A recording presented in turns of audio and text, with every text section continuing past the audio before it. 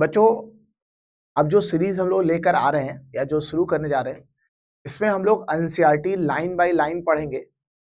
मतलब उसका हर पेज का आपको आइडिया लगेगा, और साथ ही साथ जो अपना नोट्स कंटेंट है, बेसिक नीड कंटेंट लिए और जरूरी है, वो भी एक्स्ट्रा कंटेंट लेके चलेंगे। मतलब आपका एनसीईआरटी लाइन बाय लाइन वो तो रहेगा ही रहेगा, और साथ ही साथ एक तो आपका एनसीईआरटी लाइन बाय लाइन तो रहेगा ही रहेगा, और साथ ही साथ जो है जो नीट का कंटेंट है, बेसिक और भी जो जरूरत चीजें हैं वो भी, मतलब आपके पास नीट का पूरा नोट्स रहेगा, और साथ ही साथ एनसीईआरटी के भी पेज बाय पेज सारे आइडिया रहेंगे कि भैया इस पेज में क्या क्या चीजें थी, क्या क्या जानने लायक है। जैसे कुछ चीजें बहुत ही स्टोरी जैसी हैं तो उसको हम स्किप कर देंगे, but you will get the whole idea of the per page and basic notes about the neat. मतलब आपके पास नीट का कंटेंट भी होगा, साथ ही साथ पेज पर पेज आपको एनसीईआरटी के पेजेस का पूरा आइडिया लग जाएगा कि वो चीजें क्या बताना चाहती थी। So we were just going to start from 12th NCERT, first chapter charge and field. ठीक है, तो चैप्टर 1 हो गया electric charge and field. Electro charge and field में इंट्रोडक्शन में बता रखा है, all of us have the experience of seeing a spark or hearing a crackle when take off our synthetic clothes or sweater, particularly in dry weather. Have you ever tried to find any explanation of this phenomena? कुल मिला के ये कहना चाहता है कि आपने कई बार देखा होगा कि रजाई में आप ऐसे हाथ रगड़िए तो स्पार्क नजर आता है, आप प्लास्टिक की कुर्सी पर आप तौलिए से 10-20 बार मारिए तो और आप छुए तो आपको तो जो है प्लास्टिक की कुर्सी में स्पार्क महसूस होता है, करंट जैसा लगता है। एग्जैक्टली होता क्या है कि जब हम किसी बॉडी को रब करते हैं तो उसमें चार्ज डेवलप हो जाता है। ठीक है, तो उसी बात को इन्होंने बताया है कि जैसे बिजली चमकती है, we also experience a sensation of an electric shock either while opening the door of a car or holding the iron bar of bus after sliding from our seat. The reason for these experience is a discharge of electric charges through our body, which were accumulated due to rubbing of insulating surface. You might have also heard that this is due to generation of static electricity. This precisely topic we are going to discuss in this and the next chapter. Static mean anything that does not move or change with the time. So electrostatic deal with the study of forces. Electrostatic deal with study of forces.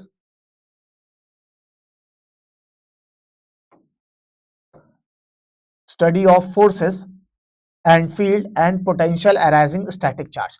कुल मिला के ये कहना ये चाहता है कि जब आप किसी बॉडी को रब करते हैं तो उसमें चार्ज डेवलप हो जाता है, और ये जो चार्ज डेवलप होता है ये स्टैटिक चार्ज होता है, that means it do not move. ठीक है, अब हमें इसको समझना है इलेक्ट्रिक चार्ज के बारे में। What is electric charge?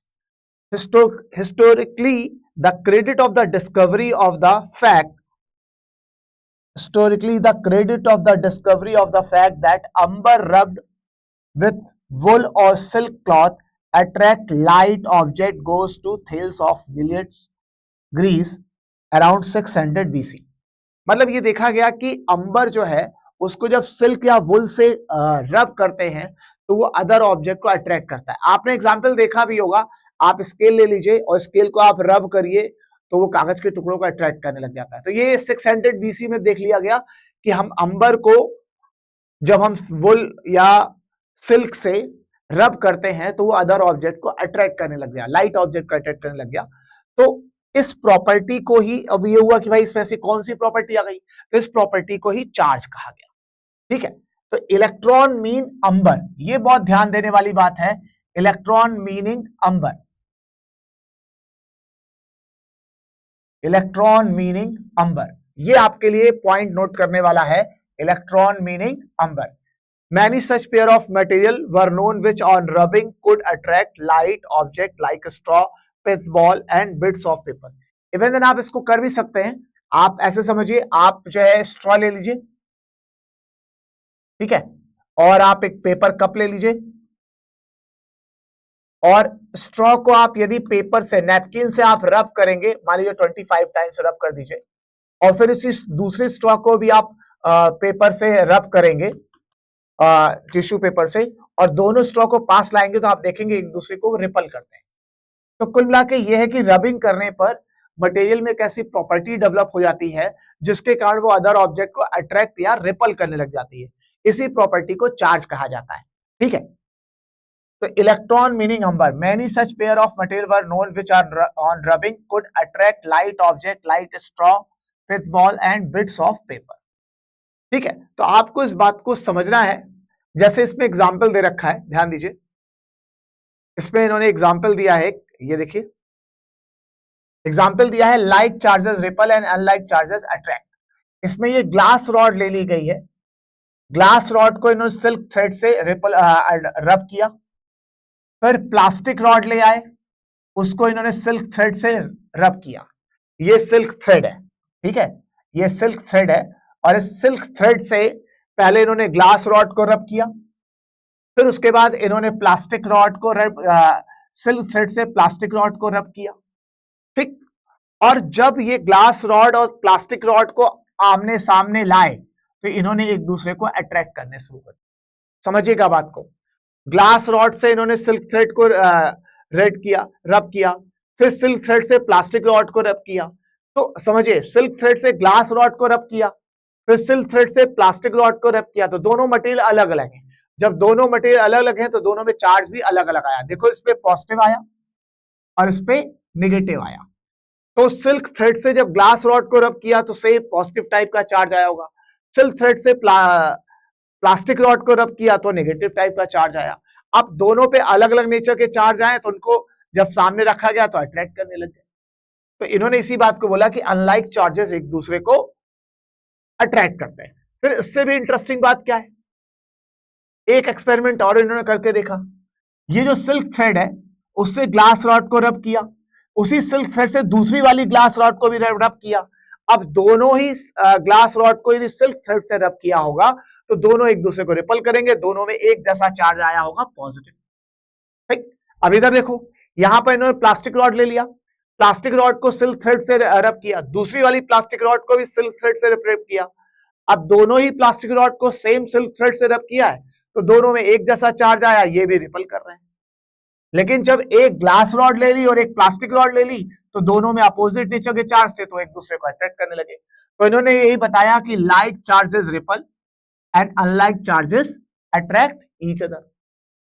ठीक है, इसी कहानी को इन्होंने इसमें एक्सप्लेन और अच्छे से कर रखा है। इसमें सारी चीजें जो बताने की कोशिश करी हुई है, there are two kind of electrification, we find that like charges repel and unlike charges attract. The property which differentiate the two kind of charges is called polarity of the charges. ठीक, अब जैसे इसमें example दे रखा है, when glass rod is rubbed with silk, the rod acquires one kind of charge and silk acquires the second kind of charge. This true for any pair of objects that are rubbed to be electrified. मतलब ये पूरी story में ये समझाना चाहता है भैया कि यदि किसी बॉडी को तुम किसी कपड़े से रब करोगे तो उस बॉडी और कपड़े में चार्ज डेवलप हो जाएगा, दोनों में अलग तरीके का चार्ज होगा। अब किसी दूसरी बॉडी को सेम कपड़े से रब करोगे तो उसमें अलग तरह का चार्ज डेवलप हो जाएगा। अलग अलग तरह के चार्ज आपस में सामने रखोगे तो अट्रैक्ट करने लग जाएंगे। देखिए, इस बात को यहां पे इन्होंने डिस्कस भी किया है। ये देखिए, इस डायग्राम में यही बताने की कोशिश किया है। आपने ग्लास रॉड को रब किया सिल्क थ्रेड से, फिर सिल्क थ्रेड से प्लास्टिक रॉड को रब किया, सिल्क थ्रेड से आपने ग्लास रॉड को रब किया, फिर उसी सिल्क थ्रेड से प्लास्टिक रॉड को रब किया। तो सिल्क थ्रेड से जब अलग अलग मटेरियल को रब किया तो दोनों में अलग अलग तरीके का चार्ज आ गए और वो अट्रैक्ट करने लग गए। सिल्क थ्रेड से ग्लास रॉड को ही रब करो, सिल्क थ्रेड से ग्लास रॉड को ही दूसरी ग्लास रॉड को भी रब करो तो दोनों एक ही मटेरियल है, दोनों में एक जैसे चार्ज आ जाए। तो कुल मिला के ये एक आइडिया ऑफ द टॉपिक आपको ये बताना चाहता है कि जब हम किसी बॉडी को किसी एक मटेरियल से रब करते हैं, फिर दूसरी बॉडी को उसी मटेरियल से रब करते हैं तो दोनों अलग अलग बॉडी में अलग अलग तरह का चार्ज आता है और वो एक दूसरे को अट्रैक्ट करते हैं। तो अपोजिट नेचर के चार्ज अट्रैक्ट करते हैं। लेकिन मान लीजिए आपने बॉडी सेम रखी है, मटेरियल सेम रखा, तो एक बार रब किया, फिर दूसरी वही बॉडी उसी मटेरियल से दूसरी बॉडी को रब किया और उन दोनों बॉडी को सामने लाओगे तो दोनों में एक जैसा चार्ज होगा, वो रिपल करेंगे। मान लीजिए ये पेन है और मैं एक ये पेज ले लूं, समझिएगा, ये प्लास्टिक का पेन है और ये पेज ले लूं। इस प्लास्टिक के पेज और पेन से मैं इस पेन को रब करूं फिर यही प्लास्टिक का पेन लाऊं और दूसरे प्लास्टिक के पेन, यही प्लास्टिक का पेन एक और ले आऊं और फिर इस पेज से रब करूं, तो दोनों एक ही प्लास्टिक के पेन है, एक ही पेज है, तो दोनों सेम मटेरियल है, दोनों में सेम जैसा चार्ज आएगा और वो रिपल करेंगे। लेकिन मान लीजिए एक प्लास्टिक का पेन रब कर दूं और एक ग्लास के पेन को रब कर दूं, तो उसमें अलग अलग, वो दोनों अलग अलग मटेरियल है, तो दोनों में अलग अलग चार्ज आएगा, वो अट्रैक्ट करने लग जाएंगे। तो अपोजिट नेचर के चार्ज अट्रैक्ट करते हैं, सेम नेचर के चार्ज एक दूसरे को रिपल करते हैं। यही इस कंसेप्ट में इस दोनों पेजेस में समझाने की कोशिश करी गई है, समझिएगा। तो इन दोनों चीजों में मतलब आपके पेज 1 और पेज 2 में यही समझाने की कोशिश करिए, इंट्रोडक्शन में और इस चैप्टर में इन दोनों पेज में समझाने की जो कोशिश की गई है वो चार्ज के बारे में ही है। ठीक, तो अब इसको थोड़ा सा हम इससे जुड़ा हुआ बेसिक कंटेंट पढ़ लेते हैं। तो ये तो हमारा पेज 1 और पेज 2 हो गया। अब इससे जुड़ा हुआ कुछ बेसिक नोट्स भी लिख लेते हैं। तो सबसे पहला टर्म आया चार्ज, समझिएगा। तो अब यदि हम चार्ज के बारे में लिख ले,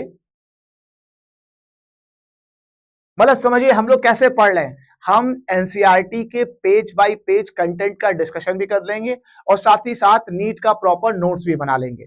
मतलब ऐसा भी नहीं होगा कि आपको एक आपके मन से वो डर निकल जाएगा, आपके दिमाग में वो चीज डर निकल जाएगा कि हमें एनसीईआरटी का आइडिया नहीं है, या आपके दिमाग में ये कंफ्यूजन भी हट जाएगा कि हम जो नीट का कंटेंट सर हमें लिखवा रहे हैं वो एनसीईआरटी से रिलेवेंट है कि नहीं। आप जानेंगे कि एनसीईआरटी के कंटेंट के साथ साथ और भी सारी चीजें डिटेल्ड रूप में डिस्कस हो चुकी है। ठीक है, समझिएगा। तो सबसे पहले चार्ज, तो चार्ज के बारे में अब हमें जो डिस्कशन 2 पेजों से मिला उसमें हमें याद करना है the property of material, property of material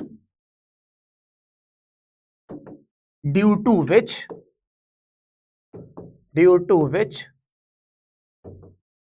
it attract और repel another charged or uncharged body, uncharged body. ठीक है, तो अब आपके पास चार्ज की एक प्रॉपर डेफिनेशन हो गई। यदि चार्ज की डेफिनेशन की बात करें तो property of material due to which it attract और repel another charge or uncharge body. ठीक है, जिसमें types of charges,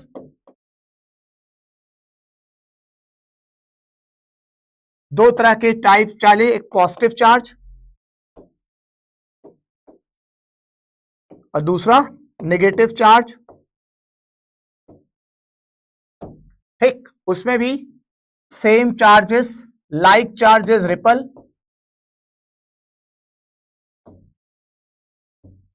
like charges repel and unlike charges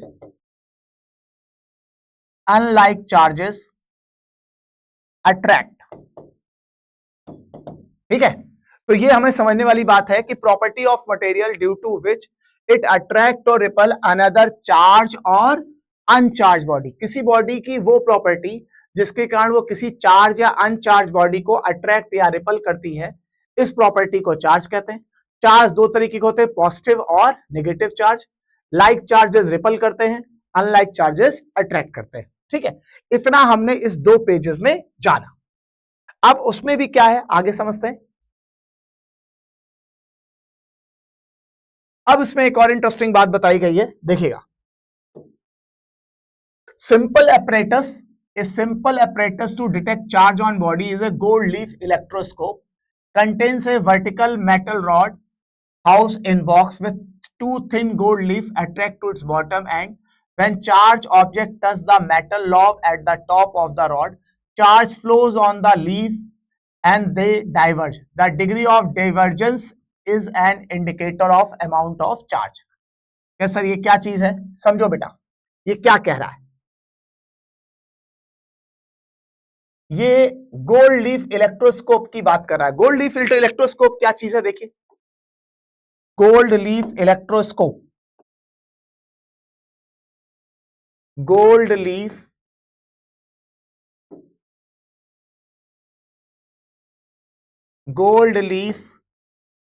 electroscope यदि हम गोल्ड लीफ इलेक्ट्रोस्कोप की बात करें, समझिएगा, gold leaf electroscope, gold leaf electroscope की बात करें, a simple apparatus to detect charge on the body is a gold leaf electroscope. तो कुल मिला के आपसे पूछेगा भैया गोल्ड लीफ इलेक्ट्रोस्कोप किस लिए काम आता है?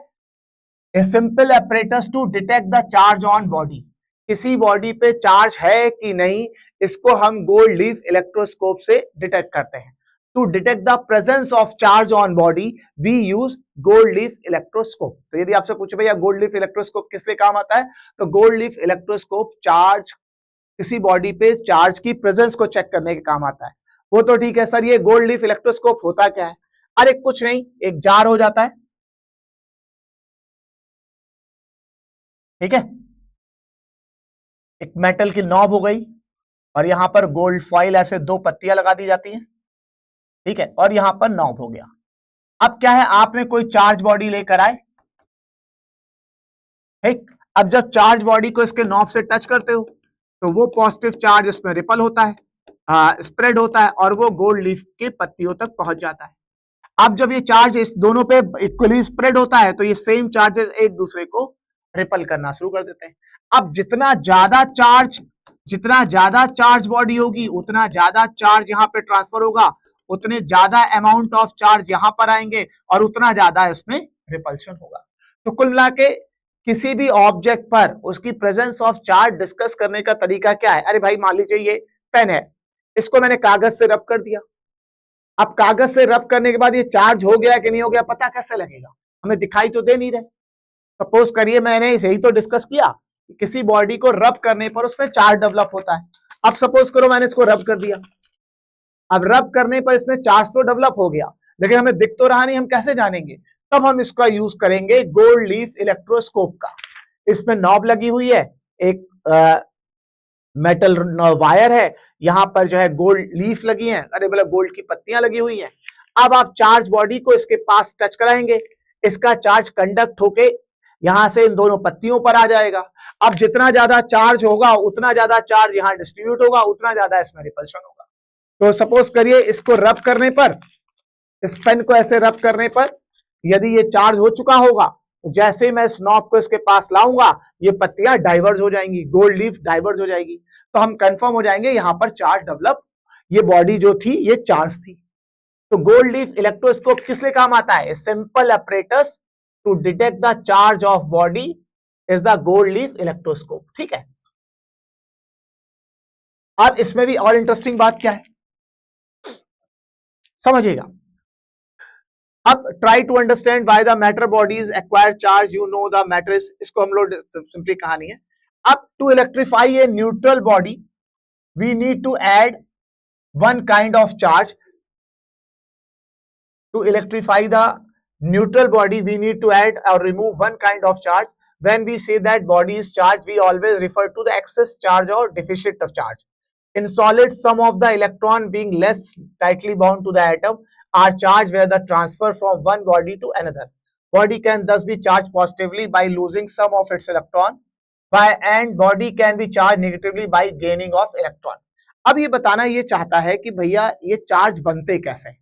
अभी इतनी देर हमने ये समझ लिया कि जब किसी बॉडी, अब इतनी देर की स्टोरी में हम क्या जान पाए कि किसी बॉडी को जब रब करते हैं तो उसमें एक प्रॉपर्टी डेवलप होती है जिसके कारण वो अदर रब्ड पार्ट बॉडी को अट्रैक्ट या रिपल करती है। तो जब हम बॉडी को रब करते हैं तो उसमें जो प्रॉपर्टी डेवलप होती है उसी को हम चार्ज कहते हैं।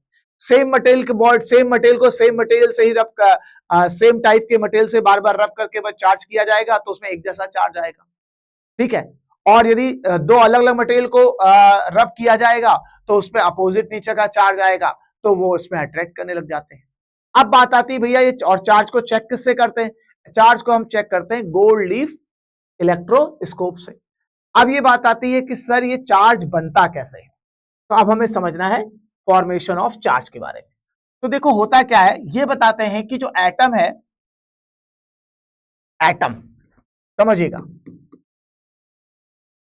एटम के अंदर न्यूक्लियस होता है, न्यूक्लियस में न्यूट्रॉन होते हैं, प्रोटॉन होते हैं, और जितने न्यूक्लियस में प्रोटॉन होते हैं बाहर उतने ही इलेक्ट्रॉन होते हैं। अब क्या है, सबसे पहला टर्म है न्यूट्रल। एटम न्यूट्रल होता है। एटम न्यूट्रल होने का क्या कारण है? एटम के न्यूट्रल होने का कारण यह है कि जितने नंबर ऑफ इलेक्ट्रॉन होते हैं बाहर उतने नंबर ऑफ प्रोटॉन होते हैं अंदर। तो जब नंबर ऑफ इलेक्ट्रॉन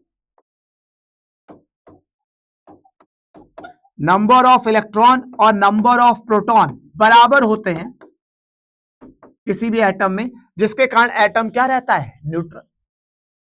अब क्या है समझो, ये प्रोटॉन है, ये इलेक्ट्रॉन है। प्रोटॉन और इलेक्ट्रॉन, भाई न्यूट्रॉन में तो कोई चार्ज होता ही नहीं, तो प्रोटॉन और इलेक्ट्रॉन, प्रोटॉन हो गया प्लस, इलेक्ट्रॉन हो गया माइनस, दोनों बराबर हैं, बॉडी न्यूट्रल। अब इलेक्ट्रॉन ज्यादा हो जाए तो निगेटिवली चार्ज हो जाता है। मान लीजिए एक्सेस ऑफ इलेक्ट्रॉन हो जाए तो ये निगेटिवली चार्ज होता है। लॉस ऑफ इलेक्ट्रॉन हो जाए तो पॉजिटिवली चार्ज हो जाता है। क्या सर इलेक्ट्रॉन इलेक्ट्रॉन कर रहे हो, प्रोटॉन की बात क्यों नहीं कर रहे? अरे तो भैया प्रोटॉन तो न्यूक्लियस के अंदर है ना, न्यूक्लियस पे न्यूक्लियर फोर्स लग रहा है, ये प्रोटॉन को बाहर निकलने ही नहीं देता। तो जो भी एक्सचेंज होता है वो इलेक्ट्रॉनों का ही होता है। या तो इलेक्ट्रॉन बॉडी पर आ जाएंगे, इलेक्ट्रॉन बॉडी पर आ जाएंगे तो नेगेटिव चार्ज बढ़ जाएगा, तो हम कहेंगे बॉडी निगेटिवली चार्ज हो गई। इलेक्ट्रॉन चले जाएंगे तो नेगेटिव चार्ज का असर कम हो जाएगा, तो हम कहेंगे बॉडी पॉजिटिवली चार्ज हो गई। तो कुल मिला के हम तीन चीजें समझ सकते हैं। क्या क्या? देखो, तो यदि हम चार्ज की बात करें, तो यदि हम टाइप्स ऑफ चार्ज की बात करें, टाइप्स ऑफ चार्ज, यदि हम टाइप ऑफ चार्ज की बात करें, तो जब नंबर ऑफ इलेक्ट्रॉन और नंबर ऑफ प्रोटॉन बराबर होते हैं तो बॉडी न्यूट्रल होती है। ठीक है। उसके बाद यदि नंबर ऑफ इलेक्ट्रॉन प्रोटॉन से ज्यादा हो जाए तो बॉडी निगेटिवली चार्ज हो जाती है। और यदि नंबर ऑफ इलेक्ट्रॉन कम पड़ जाए, प्रोटॉन ज्यादा हो जाए, तो बॉडी पॉजिटिवली चार्ज हो जाती है। मतलब किसी भी एटम पर यदि एक्सेस ऑफ इलेक्ट्रॉन हो जाए, क्या हो जाए? एक्सेस ऑफ इलेक्ट्रॉन, तो निगेटिवली चार्ज डेवलप होगा। यदि किसी पे लॉस ऑफ इलेक्ट्रॉन हो जाए, लॉस ऑफ इलेक्ट्रॉन हो जाए तो पॉजिटिव चार्ज होगा। और इलेक्ट्रॉन और प्रोटॉन बराबर हो तो कोई दिक्कत वाली बात है ही नहीं। ठीक है ना। एक इलेक्ट्रॉन का जो चार्ज होता है वो 1.6 इंटू 10⁻⁻19 कूलम होता है। एक इलेक्ट्रॉन का जो मास होता है वो 9 इंटू 10⁻31 kg होता है। ठीक, ये हो गया इलेक्ट्रॉन का चार्ज, ये हो गया इलेक्ट्रॉन का मास। तो मतलब देखिए, हम स्टोरी को एनसीईआरटी के पेजेस के अकॉर्डिंग टू लेकर चल रहे हैं। इतनी देर एनसीईआरटी के दोनों पेज आपको ये समझाना चाहते हैं कि जब बॉडी को रब किया जाता है तो उसमें चार्ज डेवलप हो जाता है। एक ही मटेरियल को सेम मटेरियल से बार बार रब किया जाएगा तो दोनों सेम मटेरियल में एक ही जैसा चार्ज आ जाएगा, लाइक चार्जेस होंगे, रिपल करेंगे। दो अलग अलग मटेरियल को सेम बॉडी से रब किया जाएगा तो उसमें अपोजिट नेचर का चार्ज आएगा, तो वो अट्रैक्ट करने लग जाएंगे। चार्ज दिखाई तो देते नहीं, उसकी प्रेजेंस को चेक करने के लिए गोल्ड लीफ इलेक्ट्रोस्कोप का यूज किया जाता है, जिसमें गोल्ड फॉइल होती है। जब चार्ज बॉडी टच की जाती है तो गोल्ड फॉइल पे चार्ज ट्रांसफर हो जाता है और वो उसको पत्तियों को डाइवर्ज कर देता है। तो more divergence of gold leaf presence, more amount of charge. दूसरी बात, चार्ज डेवलप कैसे होता है? ट्रांसफर ऑफ इलेक्ट्रॉन से, एक्सचेंज ऑफ इलेक्ट्रॉन से। यदि एक्सेस ऑफ इलेक्ट्रॉन हो जाएगा तो नेगेटिव चार्ज डेवलप करेगा, जब लॉस ऑफ इलेक्ट्रॉन होगा तो पॉजिटिव चार्ज डेवलप होगा, और जब इलेक्ट्रॉन और प्रोटॉन बराबर हो तो न्यूट्रल होता है। अब यह भी समझने वाली बात है कि कोई बॉडी सपोज करिए न्यूट्रल है, मतलब जितने न्यूट्रॉन है उसमें उतने प्रोटॉन है और उतने ही इलेक्ट्रॉन है। सही। अब जरा सोचो, अभी ये न्यूट्रल है, मान लो 2 प्रोटॉन है और 2 प्रोटॉन अंदर है, 2 इलेक्ट्रॉन बाहर है, अभी न्यूट्रल है। अभी यदि इस पे 1 इलेक्ट्रॉन आ जाए तो अभी ये न्यूट्रल था, अब ये एक्सेस ऑफ इलेक्ट्रॉन हो गया, और जैसे ही एक्सेस ऑफ इलेक्ट्रॉन होगा बॉडी कैसी चार्ज हो जाएगी? Negatively charge. तो जब किसी बॉडी पर एक्सेस ऑफ इलेक्ट्रॉन होता है तो बॉडी नेगेटिवली चार्ज हो जाती है। सुन पा रहे हो मैं क्या बोल रहा हूं? जब किसी बॉडी पर एक्सेस ऑफ इलेक्ट्रॉन होता है तो बॉडी नेगेटिवली चार्ज हो जाती है, और जब वो इलेक्ट्रॉन नेगेटिवली चार्ज होता है तो इलेक्ट्रॉन बढ़ गया ना, तो इसका मास भी थोड़ा सा बढ़ जाएगा। एग्जाम में पूछा जाए कि निगेटिवली चार्ज कब होता है, तब जब बॉडी पर एक्सेस ऑफ इलेक्ट्रॉन होते हैं। जब बॉडी पर एक्सेस ऑफ इलेक्ट्रॉन होते हैं तो बॉडी निगेटिवली चार्ज हो जाती है। इलेक्ट्रॉन आएगा तो अपने साथ 9 इंटू 10⁻³ kg का थोड़ा सा मास भी लेकर आएगा। तो जब बॉडी निगेटिवली चार्ज होती है तो उसका मास थोड़ा सा बढ़ जाता है। समझ पा रहे हो? ऐसे ही इस बॉडी से यदि इलेक्ट्रॉन लूज हो जाए तो ये अपने साथ 9 इंटू 10⁻³ kg का मास लेकर भी चला जाएगा। तो जब लॉस ऑफ इलेक्ट्रॉन होता है, लॉस ऑफ इलेक्ट्रॉन होता है तो बॉडी पॉजिटिवली चार्ज हो जाती है, क्योंकि नेगेटिव का असर कम हो जाता है और साथ ही साथ थोड़ा सा मास भी कम हो जाता है। मतलब आपको ये समझना है, यदि हम स्टेटमेंट में लिखना चाहें तो हम स्टेटमेंट में इसको ऐसे लिख सकते हैं,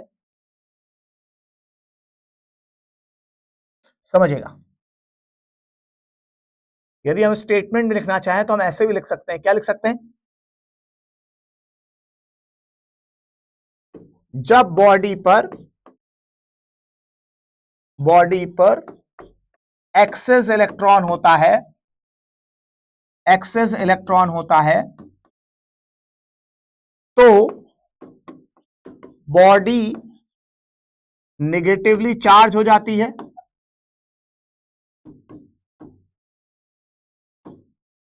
ठीक है भाई, इलेक्ट्रॉन पे एक्सेस इलेक्ट्रॉन होंगे, एक्स्ट्रा इलेक्ट्रॉन होंगे तो नेगेटिव चार्ज बढ़ जाएगा, बॉडी नेगेटिव चार्ज हो जाएगी। और जब जब इलेक्ट्रॉन एक्सेस होगा तो अपने साथ 9 टू 10⁻³ kg का मास भी तो लेकर आएगा और बॉडी का मास थोड़ा सा बढ़ जाता है।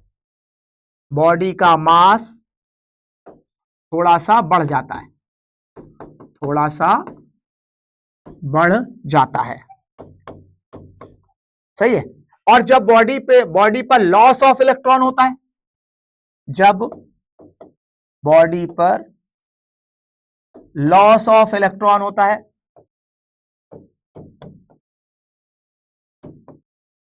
ठीक, अब जब बॉडी पर लॉस ऑफ इलेक्ट्रॉन होगा, ठीक, जब बॉडी पर लॉस ऑफ इलेक्ट्रॉन होता है बॉडी नेगेटिवली चार्ज हो जाती है, बॉडी पॉजिटिवली चार्ज हो जाती है।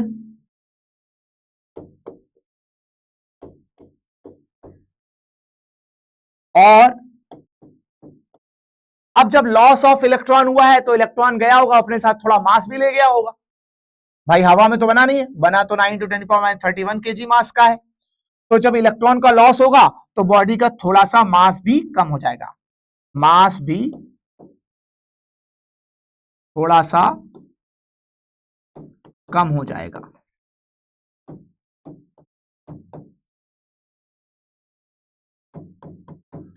ठीक है, तो आपके दिमाग में यह बात होनी चाहिए। बढ़िया। तो जब बॉडी पर एक्सेस इलेक्ट्रॉन होता है, समझिए समझिए समझिए, जब बॉडी पर एक्सेस इलेक्ट्रॉन होता है तो बॉडी निगेटिवली चार्ज हो जाती है। ठीक है, जब बॉडी पर एक्सेस इलेक्ट्रॉन होता है, एक्सेस इलेक्ट्रॉन होता है तो बॉडी निगेटिवली चार्ज हो जाती है और बॉडी का मास भी थोड़ा सा बढ़ जाता है, क्योंकि आप कह रहे हो जब एक्सेस इलेक्ट्रॉन होगा तो बॉडी नेगेटिवली चार्ज हो जाएगी। एक्सेस इलेक्ट्रॉन मतलब इलेक्ट्रॉन आ गए, और जितनी बार इलेक्ट्रॉन आएगा तो अपने साथ थोड़ा मास भी तो लेकर आएगा, उसका कुछ मास भी तो होगा। तो बॉडी जब नेगेटिवली चार्ज हो जाती है, मतलब that means gaining of the electron, और इलेक्ट्रॉन आ गए तो मास थोड़ा सा बढ़ जाएगा। और जब हम पॉजिटिव चार्ज की बात कर रहे हैं, that means body loses some electron, body जब इलेक्ट्रॉन लूज करेगी उसके साथ उसका मास भी थोड़ा सा कम हो जाएगा, स्लाइटली डिक्रीज। मतलब यदि हम दो बॉडीज लें, एक पॉजिटिवली चार्ज हो गई और एक सेम मास की दो बॉडी ले लें, और अचानक से एक पॉजिटिवली चार्ज हो गई, एक नेगेटिवली चार्ज हो गई, तो इसका मतलब एक से इलेक्ट्रॉन रिमूव हो गए, उसका मास थोड़ा सा कम हो गया, और जो नेगेटिवली चार्ज हो गई उस पर थोड़े से इलेक्ट्रॉन गेन हो गए, उसका मास थोड़ा सा बढ़ गया। सही बात है ना? ठीक है, तो जब बॉडी पर लॉस ऑफ इलेक्ट्रॉन होता है तो बॉडी पॉजिटिवली चार्ज हो जाती है और मास भी थोड़ा सा कम हो जाएगा। ठीक, चलिए नेक्स्ट देखते हैं। अब इसमें एक और चीज समझाया है, ये कंडक्टर्स एंड इंसुलेटर्स के बारे में। इसको देखिए, some substance readily allow pass of electricity through them does and other do not. कह रहा है कुछ मटेरियल इलेक्ट्रिसिटी को पास होने देते हैं, कुछ पास नहीं होने देते। ठीक है, those which allow electricity to pass through them easily are called conductor। जो अपने से इलेक्ट्रिसिटी पास होने देते हैं उसे कंडक्टर्स कहते हैं। ठीक है, they have electric charges electron that are completely free to move inside the material. ये कह रहा है जो कंडक्टर्स होते हैं वो इलेक्ट्रिसिटी को पास करने देते हैं। क्यों पास करने देते हैं? क्योंकि उसमें फ्री इलेक्ट्रॉन्स होते हैं। ठीक है, and bodies and earth are conductor. Most of the non-metal like glass, porcelain, plastic, nylon, wood offer high resistance to the passage of electricity through them.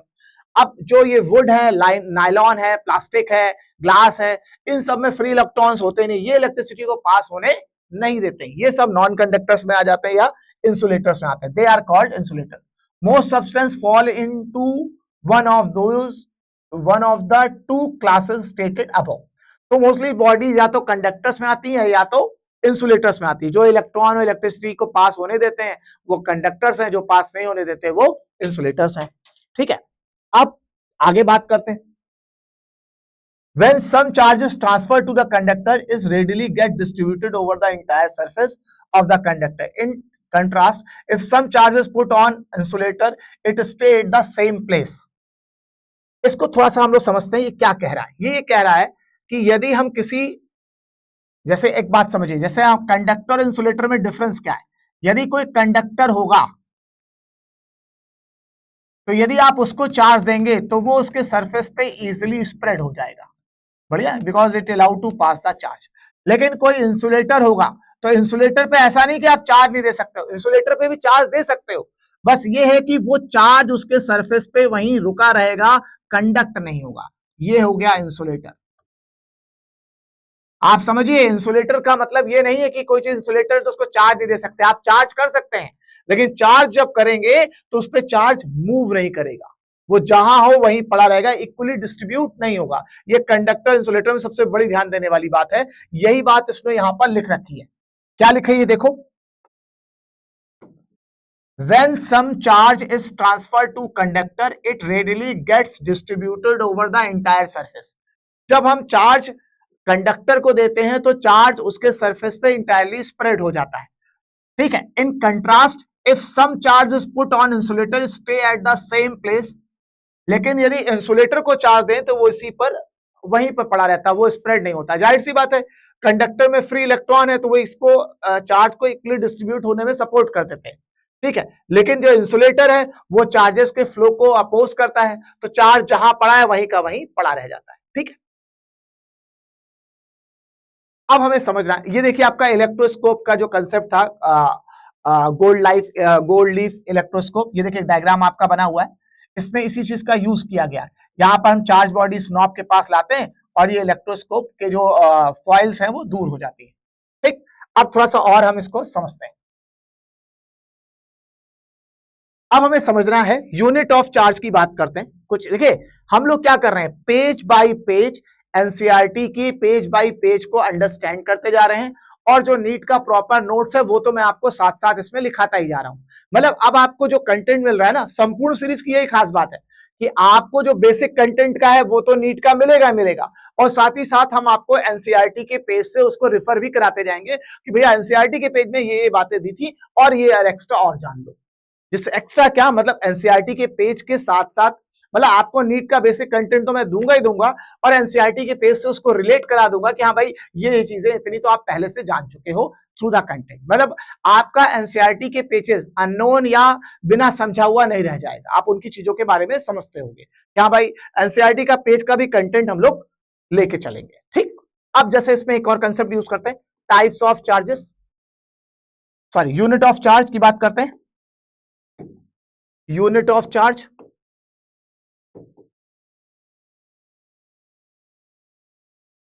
तो यूनिट ऑफ चार्ज की बात करें तो SI unit of charge, SI unit of charge is coulomb. ठीक, capital C से represent करते हैं।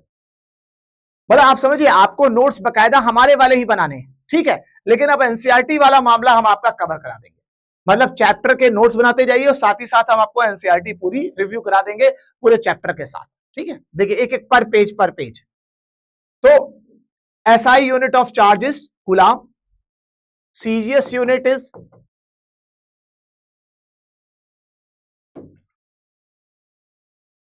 सीजियस unit of coulomb charge is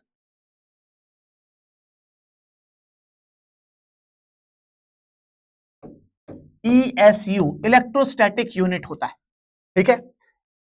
सीजियस unit of charge is ESU। अब इसमें और अच्छा कर लेते हैं, 1 ESU इक्वल टू 1/3 इंटू 10 की पावर 9 कूलाम,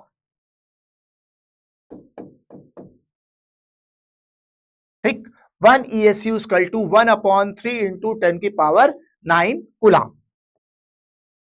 उसके बाद एक आता है EMU, electromagnetic unit. 1 EMU equal to होता है 10 कूलाम, ठीक। अब इस दोनों को आपस में मल्टीप्लाई कर दें, एक रिलेशन एग्जाम में एक बार आ चुका है, 1 ESU इंटू 1 EMU क्या होता है, तो ये हो गया ESU इलेक्ट्रोस्टैटिक यूनिट, ये हो गया इलेक्ट्रोमैग्नेटिक यूनिट। इन दोनों को मल्टीप्लाई कर दें, हो जाएगा 1/3 इंटू 10 की पावर 9 इंटू 10, मल्टीप्लाई करेंगे तो 3 इंटू 10 की पावर 8 आ जाएगा। तो यहां से सॉल्व होके हो गया 1 ESU इंटू 1 EMU बराबर 1/3 इंटू 10 की पावर 8 को स्पीड ऑफ लाइट कह सकते हैं।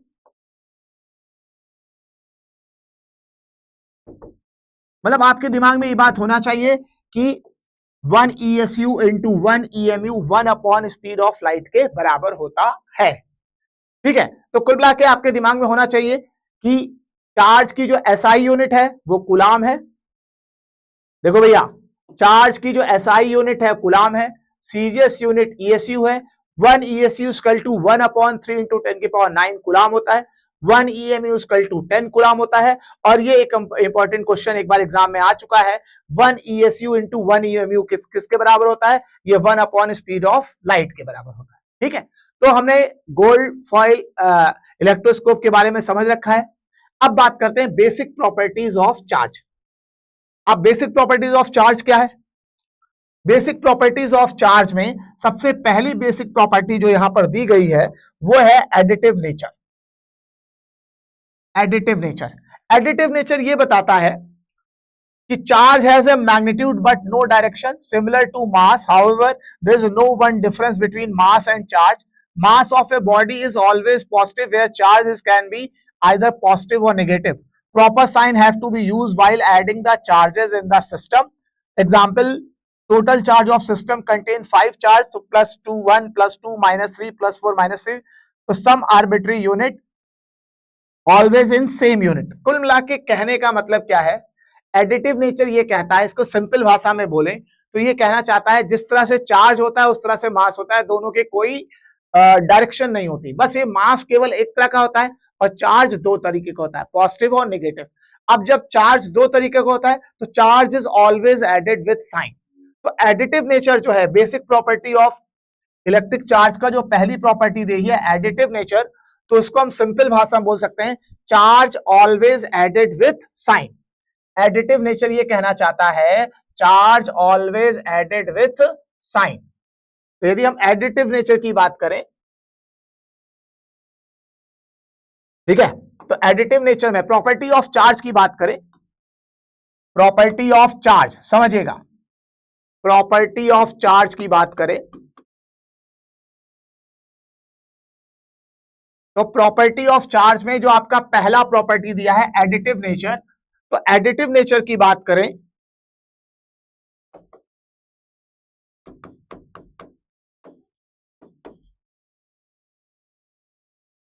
तो एडिटिव नेचर क्या कहता है, सिंपल भाषा में बोले एडिटिव नेचर, तो एडिटिव नेचर ये कहना चाहता है charge always added with sign. Charge को हमेशा साइन के साथ जोड़ो।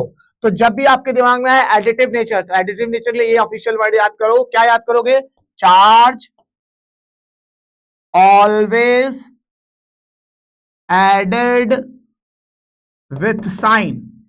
चार्ज को हमेशा साइन के साथ जोड़ना है, charge always added with sign, charge को हमेशा साइन के साथ जोड़ना है। मतलब सपोज करो कोई बॉडी है या वहां पर -1 कूलाम दे रखा है, +2 कूलाम दे रखा है, 3 कूलाम दे रखा है, -6 कूलाम दे रखा है, और आपसे नेट चार्ज पूछे तो ये कहता है कि आपको नेट चार्ज निकालने के लिए हमेशा साइन के साथ यूज करना है।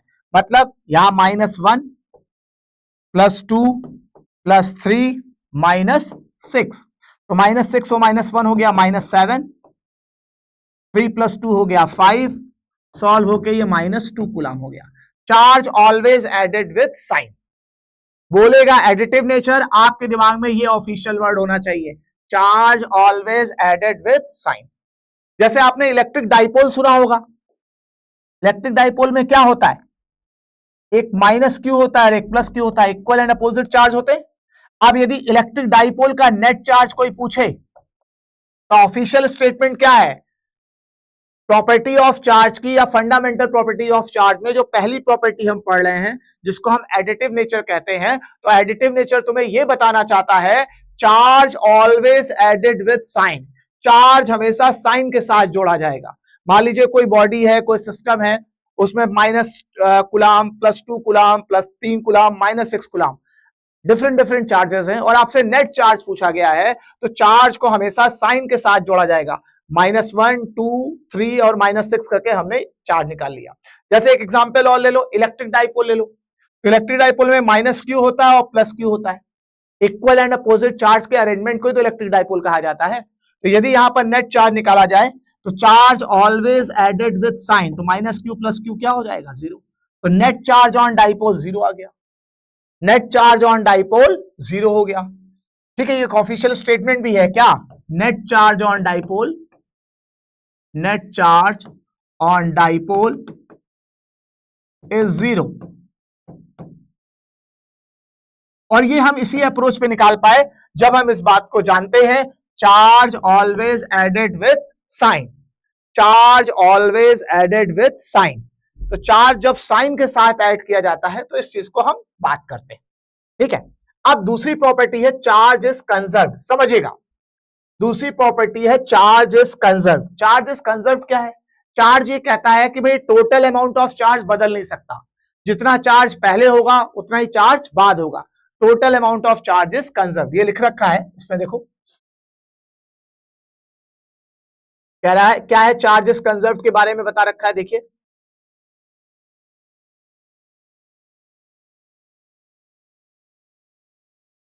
ठीक है।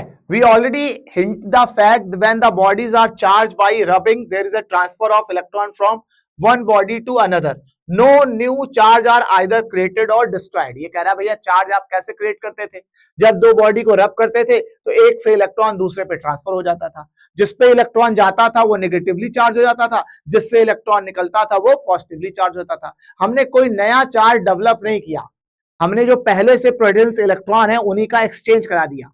मान लो 10 रुपए इसके पास है, 10 रुपए इसके पास है, 2 रुपए इससे देके इसको दे दिया, तो ये 12 वाला हो गया, ये 8 वाला हो गया, बस इतना समझ लो। लेकिन कोई नया रुपया हमने क्रिएट नहीं किया। तो वही ये कह रहा है, we have already hinted to the fact that when bodies are charge by rubbing there is a transfer of electron from one body to another, no new charge are either created और destroyed. मतलब कि charge एक electron एक body से दूसरी body पे तो गया है, लेकिन ना नया कोई चार्ज बनाया गया है ना क्रिएट किया गया है। ठीक है, a picture of a particle of electric charges enable us to understand the idea of conservation of charge. When we rub two bodies, what one body gains in charge other body loses. यही तो बता रहा हूं भैया कि दो body को जब रब करते हो तो यदि एक से इलेक्ट्रॉन दूसरे में जाता है तो एक इलेक्ट्रॉन गेन कर देता है, दूसरा उतना ही इलेक्ट्रॉन लूज कर देता है। जो इलेक्ट्रॉन गेन कर लेता है वो नेगेटिवली चार्ज बन जाता है और जो इलेक्ट्रॉन लूज कर देता है वो पॉजिटिवली चार्ज बन जाता है। ठीक है, तो when the isolated system containing of many charge body due to the interaction among the bodies, charges में get redistributed but it is found that total charge of isolated system is always conserved. ये ध्यान देने वाली बात है कि भैया total charge of the isolated system is always conserved, मतलब टोटल चार्ज कभी बदल नहीं सकता है। Conservation of charge has been established experimentally. ठीक है, it is not possible to create और destroy net charge carried by any isolated system through the charge carrying particle में बी क्रिएटेड और डिस्ट्रॉयड। तो कुल मिला के हम ये कहना चाहते हैं, समझिएगा। ठीक, तो हम लोग पढ़ रहे हैं प्रॉपर्टीज ऑफ चार्ज। हम लोग पढ़ रहे हैं properties of charge. Properties of charge में हम लोग पढ़ रहे हैं प्रॉपर्टीज ऑफ चार्ज, सही। प्रॉपर्टीज ऑफ चार्ज में पहला प्रॉपर्टी हमने पढ़ ली एडिटिव नेचर।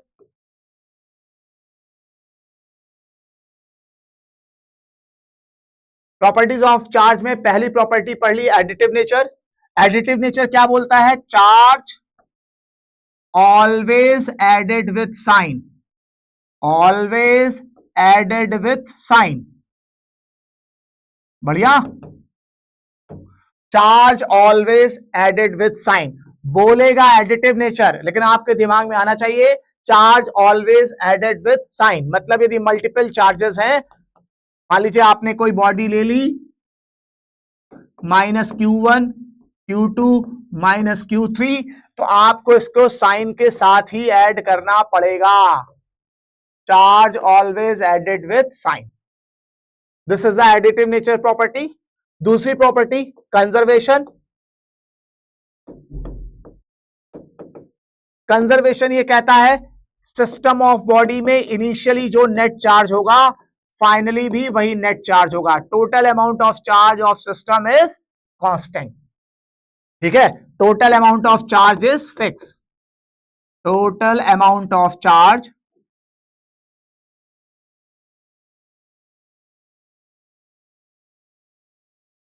ठीक है। तो हम इसको ऐसे बोलेंगे total amount of charge, total amount of charge is fixed. System of bodies के बीच में total amount of charge fixed है, ना हम बढ़ा सकते हैं, ना घटा सकते हैं, ना क्रिएट कर सकते हैं, ठीक है ना। Total amount of charge is fixed. तीसरी प्रॉपर्टी बात करते हैं क्वांटाइजेशन ऑफ चार्ज। तीसरी प्रॉपर्टी की बात करते हैं quantization of charge. Quantization of charge की बात करते हैं। अब क्वांटाइजेशन ऑफ चार्ज क्या समझाना चाहता है? देखो भैया, क्वांटाइजेशन ऑफ चार्ज पे डिस्कशन करते हैं थोड़ा सा, और फिर इसको हम आके इसको डिस्कस भी एक्सप्लेन भी करेंगे आपको। पहले इसको डिस्कस करते हैं यहां पर, फिर आपको इसको नोट्स में हम लिखवा देंगे। समझिए क्वांटाइजेशन ऑफ चार्ज क्या समझाना चाहता है, देखिए जरा मेरे साथ। मतलब हम आपको एनसीईआरटी का पेज बाय पेज एक्सप्लेन करेंगे, फिर अपने स्टाइल में नोट्स लिखवा देंगे, जिससे आपको पूरा कंटेंट प्रॉपर वे में मिल जाएगा। देखिए क्वांटाइजेशन ऑफ चार्ज क्या कहता है? Experimentally it is established that all free charges are integral multiple of basic unit of charge denoted by E, thus charge on the Q body is always Q equal to NE। मतलब ये बताया कि experimentally ये prove हो चुका है कि किसी बॉडी पे जो चार्ज होगा वो इलेक्ट्रॉन का n टाइम्स ही होगा, ठीक है। मतलब इलेक्ट्रॉन का n टाइप्स होगा, एक इलेक्ट्रॉन के चार्ज का n टाइप होगा। मतलब एक इलेक्ट्रॉन का 2 गुना चार्ज, एक इलेक्ट्रॉन का 3 गुना चार्ज। मतलब या तो एक इलेक्ट्रॉन आया होगा, या तो 2 इलेक्ट्रॉन आया होगा, 3 इलेक्ट्रॉन का 3.5 इलेक्ट्रॉन नहीं हो सकते, क्योंकि इलेक्ट्रॉन से छोटा चार्ज माना नहीं जाता। इसी बात को बोला जाता है कि जो चार्ज है वो क्वांटाइज है, टुकड़े टुकड़े में बांटा जा सकता है। मतलब आप जैसे 1-1 रुपए के हिसाब से गिनो, तो आपके पास यदि केवल 1-1 रुपए के सिक्के हैं, तो इसका मतलब आपके पास 10 सिक्के हो सकते हैं, तो 11 सिक्के हो सकते हैं, 10.5 सिक्के नहीं हो सकते, सही है ना। तो दिस इज द थिंग कि ऐसे किसी बॉडी में जो चार्ज बनता है वो इलेक्ट्रॉन के ट्रांसफर होने से बनता है। तो या तो 1 इलेक्ट्रॉन ट्रांसफर हुआ होगा, या तो 2 इलेक्ट्रॉन ट्रांसफर हुआ होगा, या तो 3 इलेक्ट्रॉन, 2.5 इलेक्ट्रॉन ट्रांसफर नहीं हुआ होगा। तो नंबर ऑफ इलेक्ट्रॉन ट्रांसफर या नंबर ऑफ इलेक्ट्रॉन गेन और lose will be fix as a integer number. ये तो ये 1 होगा, 2 होगा, 3 होगा, 3.5 नहीं होगा, it will not be in fraction, ये फ्रैक्शन में नहीं होगा। तो यही बताना चाहता है कि, तो इसका मतलब ये कह रहा है कि नंबर ऑफ चार्जेस जो इलेक्ट्रॉन होते हैं, when where n is any integer, positive और negative, the basic unit of charge is the charge that an electron और proton carry. By convention the charge of an electron is taken to be negative, therefore charge of electron written as negative E and proton as plus E। ठीक है, electron के charge को -E से और proton के charge को +E से लिया गया है। The fact that electric charge is always integral multiple of electron, electric charge जो है इलेक्ट्रॉन के इलेक्ट्रॉन के इंटीग्रल मल्टीपल के टर्म में लिखा जाता है as a quantization of charge. There are large number of situation in physics where certain physical quantities are quantized. The quantization of charge was first suggested by the experiment law of electrolysis discovered by English experimentalist Faraday. It was experimentally demonstrated by the Milkins in 1912. कुल मिला के ये बताना चाहता है कि किसी body पे जो चार्ज होगा वो नंबर ऑफ इलेक्ट्रॉन के क्या इंटीजर मल्टीपल होगा, और नंबर ऑफ इलेक्ट्रॉन जो आएंगे वो हमेशा इंटीजर होंगे। ठीक है, तो आप मतलब कुल मिला के जब आप किसी बॉडी पे चार्ज का डिस्कशन करेंगे तो आप उसमें बताएंगे भैया इलेक्ट्रॉनों के ट्रांसफर के कारण यहां चार्ज बना है, और उन इलेक्ट्रॉनों की जो संख्या है वो फ्रैक्शन में नहीं होगी, it will not be in fraction. समझिए, number of electron will not be in fraction. तो क्वांटाइजेशन ऑफ चार्ज की बात करें यदि हम,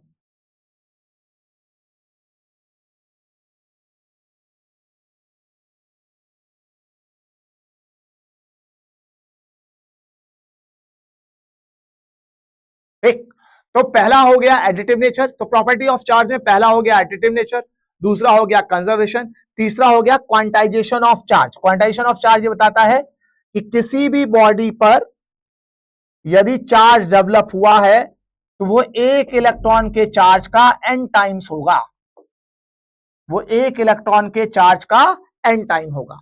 अब यदि इस बॉडी पर इलेक्ट्रॉन आ गए हैं, n इलेक्ट्रॉन आए हैं, तो ये नेगेटिव चार्ज डेवलप होगा, और यदि n इलेक्ट्रॉन इस बॉडी से चले गए हैं तो इस पे पॉजिटिव चार्ज डेवलप होगा Ne का। लेकिन कैलकुलेशन ऑफ चार्ज हमेशा इसी फॉर्मूले से की जाएगी, Q is equal to Ne से, और यहां पर Q का मतलब चार्ज हो जाएगा, E हो जाएगा एक इलेक्ट्रॉन का चार्ज, N हो जाएगा नंबर ऑफ इलेक्ट्रॉन, जो कि फ्रैक्शन में नहीं हो सकते। तो सिंपल भाषा में बोले, जैसे एडिटिव नेचर है, तो एडिटिव नेचर के लिए आपने ऑफिशियल स्टेटमेंट क्या याद कर रखा है, charge always added with sign. यदि बोले भाई एडिटिव नेचर का क्या मतलब है, तो एडिटिव नेचर का मतलब ये कि charge always added with sign. Conservation का क्या मतलब है, total amount of charge is fix, total amount of charge बदल नहीं सकता। इसी तरह से क्वांटाइजेशन का मतलब यह है कि number of electron on any charge body can not be in fraction, number of electron की संख्या कभी फ्रैक्शन में नहीं हो सकती। इसी प्रॉपर्टी को क्वांटाइजेशन ऑफ चार्ज कहते हैं। यदि हम क्वांटाइजेशन ऑफ चार्ज को बोलना चाहें तो क्वांटाइजेशन ऑफ चार्ज की बात करें तो हम ये कहेंगे नंबर ऑफ इलेक्ट्रॉन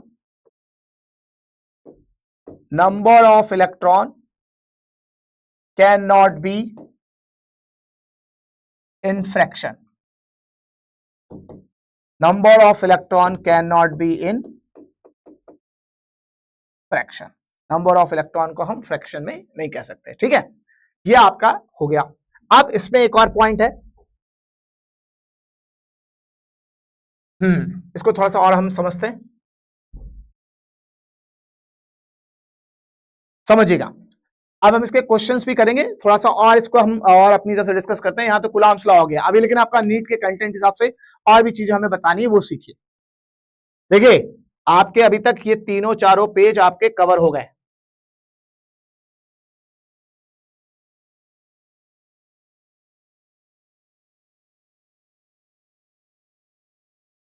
चलो थोड़ा डिस्कशन कर लेते हैं। यह आपका इलेक्ट्रिक चार्ज एंड फील्ड का फर्स्ट पेज था, जिसमें केवल यह बताया गया कि भैया इलेक्ट्रिक चार्ज जो है बॉडी को रब करने से बनता है। ठीक है ना।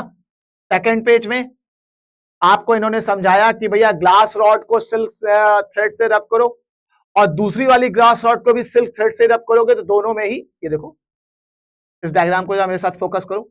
इस डायग्राम ने क्या समझाने की कोशिश किया था, इस डायग्राम में ये समझाने की कोशिश कर रहे थे, देखो इन्होंने तीन केसेस के डायग्राम एक साथ बना दिया, मैं समझाता हूं आपको। इन्होंने बोला ग्लास रॉड को सिल्क थ्रेड से रब करो, ग्लास रॉड को सिल्क थ्रेड से रब करो, और ये वाली ग्लास रॉड को भी सिल्क थ्रेड से रब करो।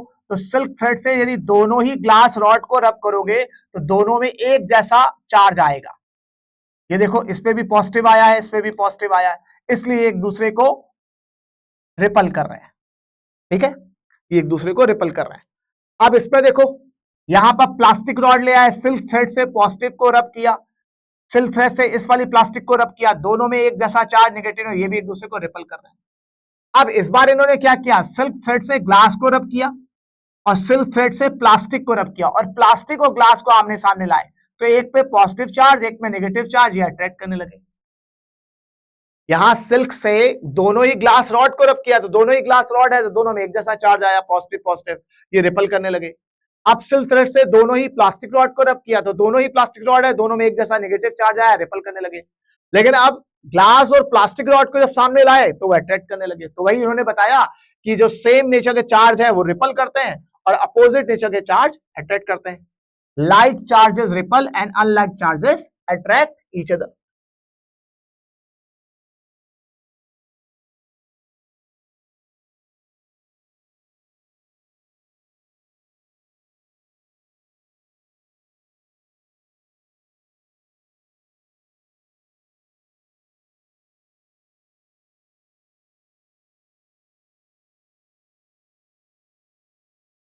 ठीक, ये हमारा डिस्कशन हो गया। चलो इसको और ठीक कर लेते हैं।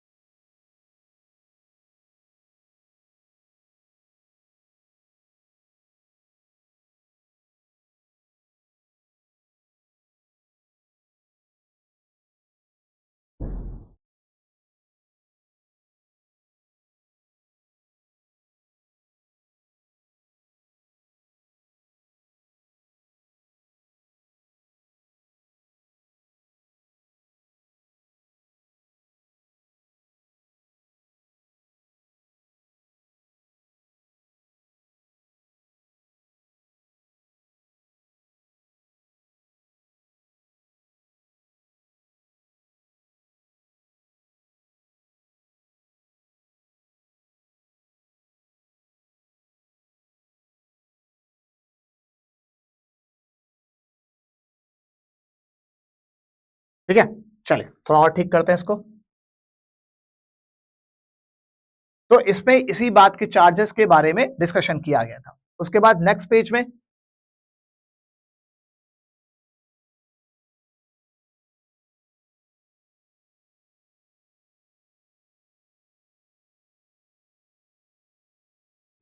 में आपको कंडक्टर्स और इंसुलेटर्स के बारे में डिस्कस किया गया है। ठीक है,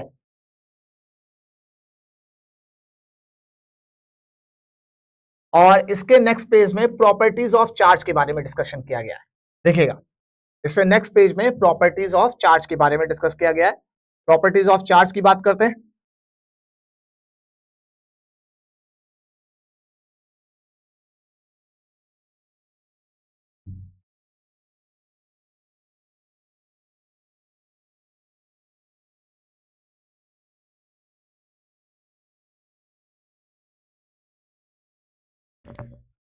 ठीक, अब प्रॉपर्टीज ऑफ चार्ज में क्या क्या है?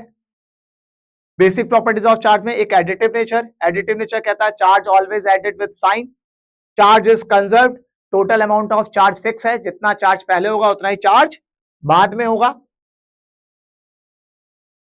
और क्वांटाइजेशन ऑफ चार्ज की नंबर ऑफ चार्ज इज, किसी भी बॉडी पे जो चार्ज होगा वो n इंटू ई के बराबर होगा। किसी भी बॉडी पर जो चार्ज होगा वो n इंटू ई के बराबर होगा। n नंबर ऑफ इलेक्ट्रॉन्स होगा जो फ्रैक्शन में नहीं हो सकता। ठीक है,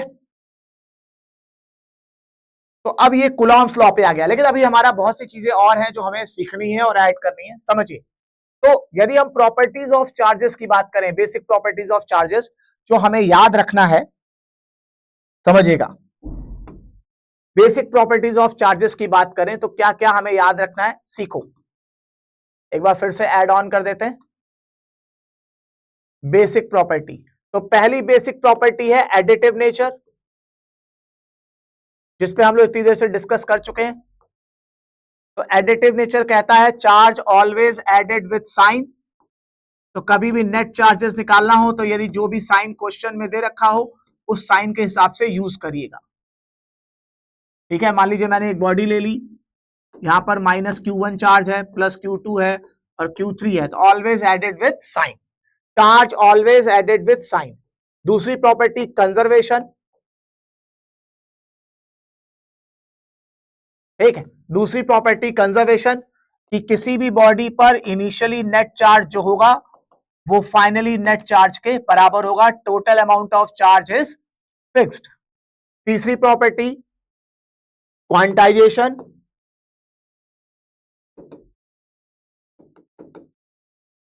क्वांटाइजेशन की बात करें तो क्वांटाइजेशन कहता है किसी बॉडी पे जो प्रेजेंट चार्ज होगा वो एक इलेक्ट्रॉन के चार्ज का n टाइम्स होगा। n का मतलब नंबर ऑफ इलेक्ट्रॉन लॉस और गेन, और ये फ्रैक्शन में नहीं हो सकता, मतलब number of electron can not be in fraction. तो मतलब आपको ये बात समझना होगा, ठीक है, कि क्वांटाइजेशन क्या बोलता है। क्वांटाइजेशन वर्ड जब भी आएगा तो आपके दिमाग में वन वर्ड स्टेटमेंट होना चाहिए, number of electron can not be in fraction. ठीक है। अब चौथी बात, कैसा आप चौथी बात बता रहे हो, यहां तो मामला खत्म हो गया, कूलॉम्स लॉ हो गया। एनसीईआरटी का यही है, ठीक है, ये कहीं ना कहीं छोटी छोटी बातें दिया होता है, उससे क्वेश्चन बन सकते हैं। तो हमें थोड़ा सा और एलिब्रेट होकर और चीजों के बारे में भी डिस्कशन करना पड़ेगा जो एग्जाम में आए हुए। ठीक है। तो चौथी बात क्या है, charge is always associated with mass. Charge is always associated with मास, मतलब समझिए हम आपको NCERT page bye page discussion कराएंगे, लेकिन साथ ही साथ आपका जो नीट कंटेंट है वो भी ऐड ऑन करा देंगे।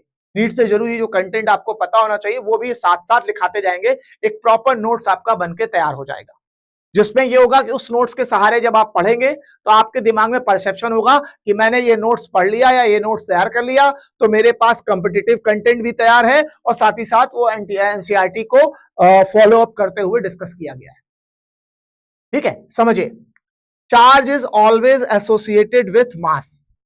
Charge is always associated with मास, मतलब एग्जाम में एक बार क्वेश्चन आया था, mass is zero,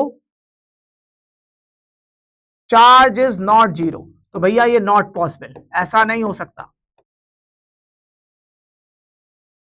mass is zero, charge is not zero. भैया देखो, कोई बॉडी होगी तब तो चार्ज होगी ना, ये कह रहा है बॉडी है ही नहीं, मास जीरो है और चार्ज जीरो नहीं है, ऐसा कैसे हो सकता है। ये सबसे बड़ा ऑफिशियल स्टेटमेंट है, charge is always associated with मास। पहले मास होगा फिर चार्ज होगा, ये पॉसिबल है कि मास भी जीरो हो जाए चार्ज भी जीरो हो जाए, ये भी पॉसिबल है कि मास भी जीरो ना हो चार्ज भी जीरो ना हो, ये सब पॉसिबल है।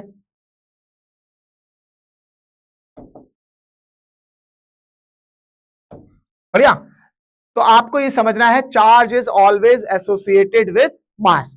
यदि बॉडी में मास नहीं है तो चार्ज डेवलप नहीं हो सकता, चार्ज डेवलप होने के लिए मास होना बहुत जरूरी है। ठीक, एक चीज और देखिए,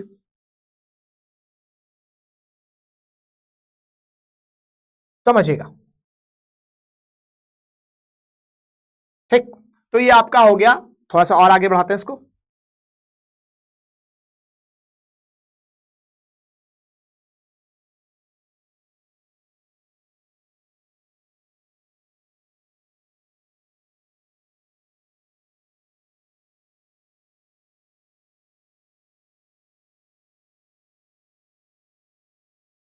एक charge is always associated with मास। पांचवी पॉइंट एक और आपको याद करना है, charge is invariant. Charge is invariant, charge is invariant, charge is invariant. क्या सर, इसका क्या मतलब है? इसका मतलब है charge do not depend on speed, charge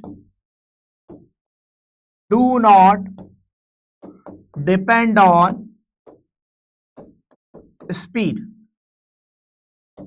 ये मैं कुछ आपको एक्स्ट्रा नहीं लिखा रहा हूं भैया, एग्जाम में आए हुए कंटेंट है, ऐसी बात नहीं, अपने घर से नहीं करा रहा हूं, जरूरी बातें हैं। ठीक है, charge do not depend on speed, where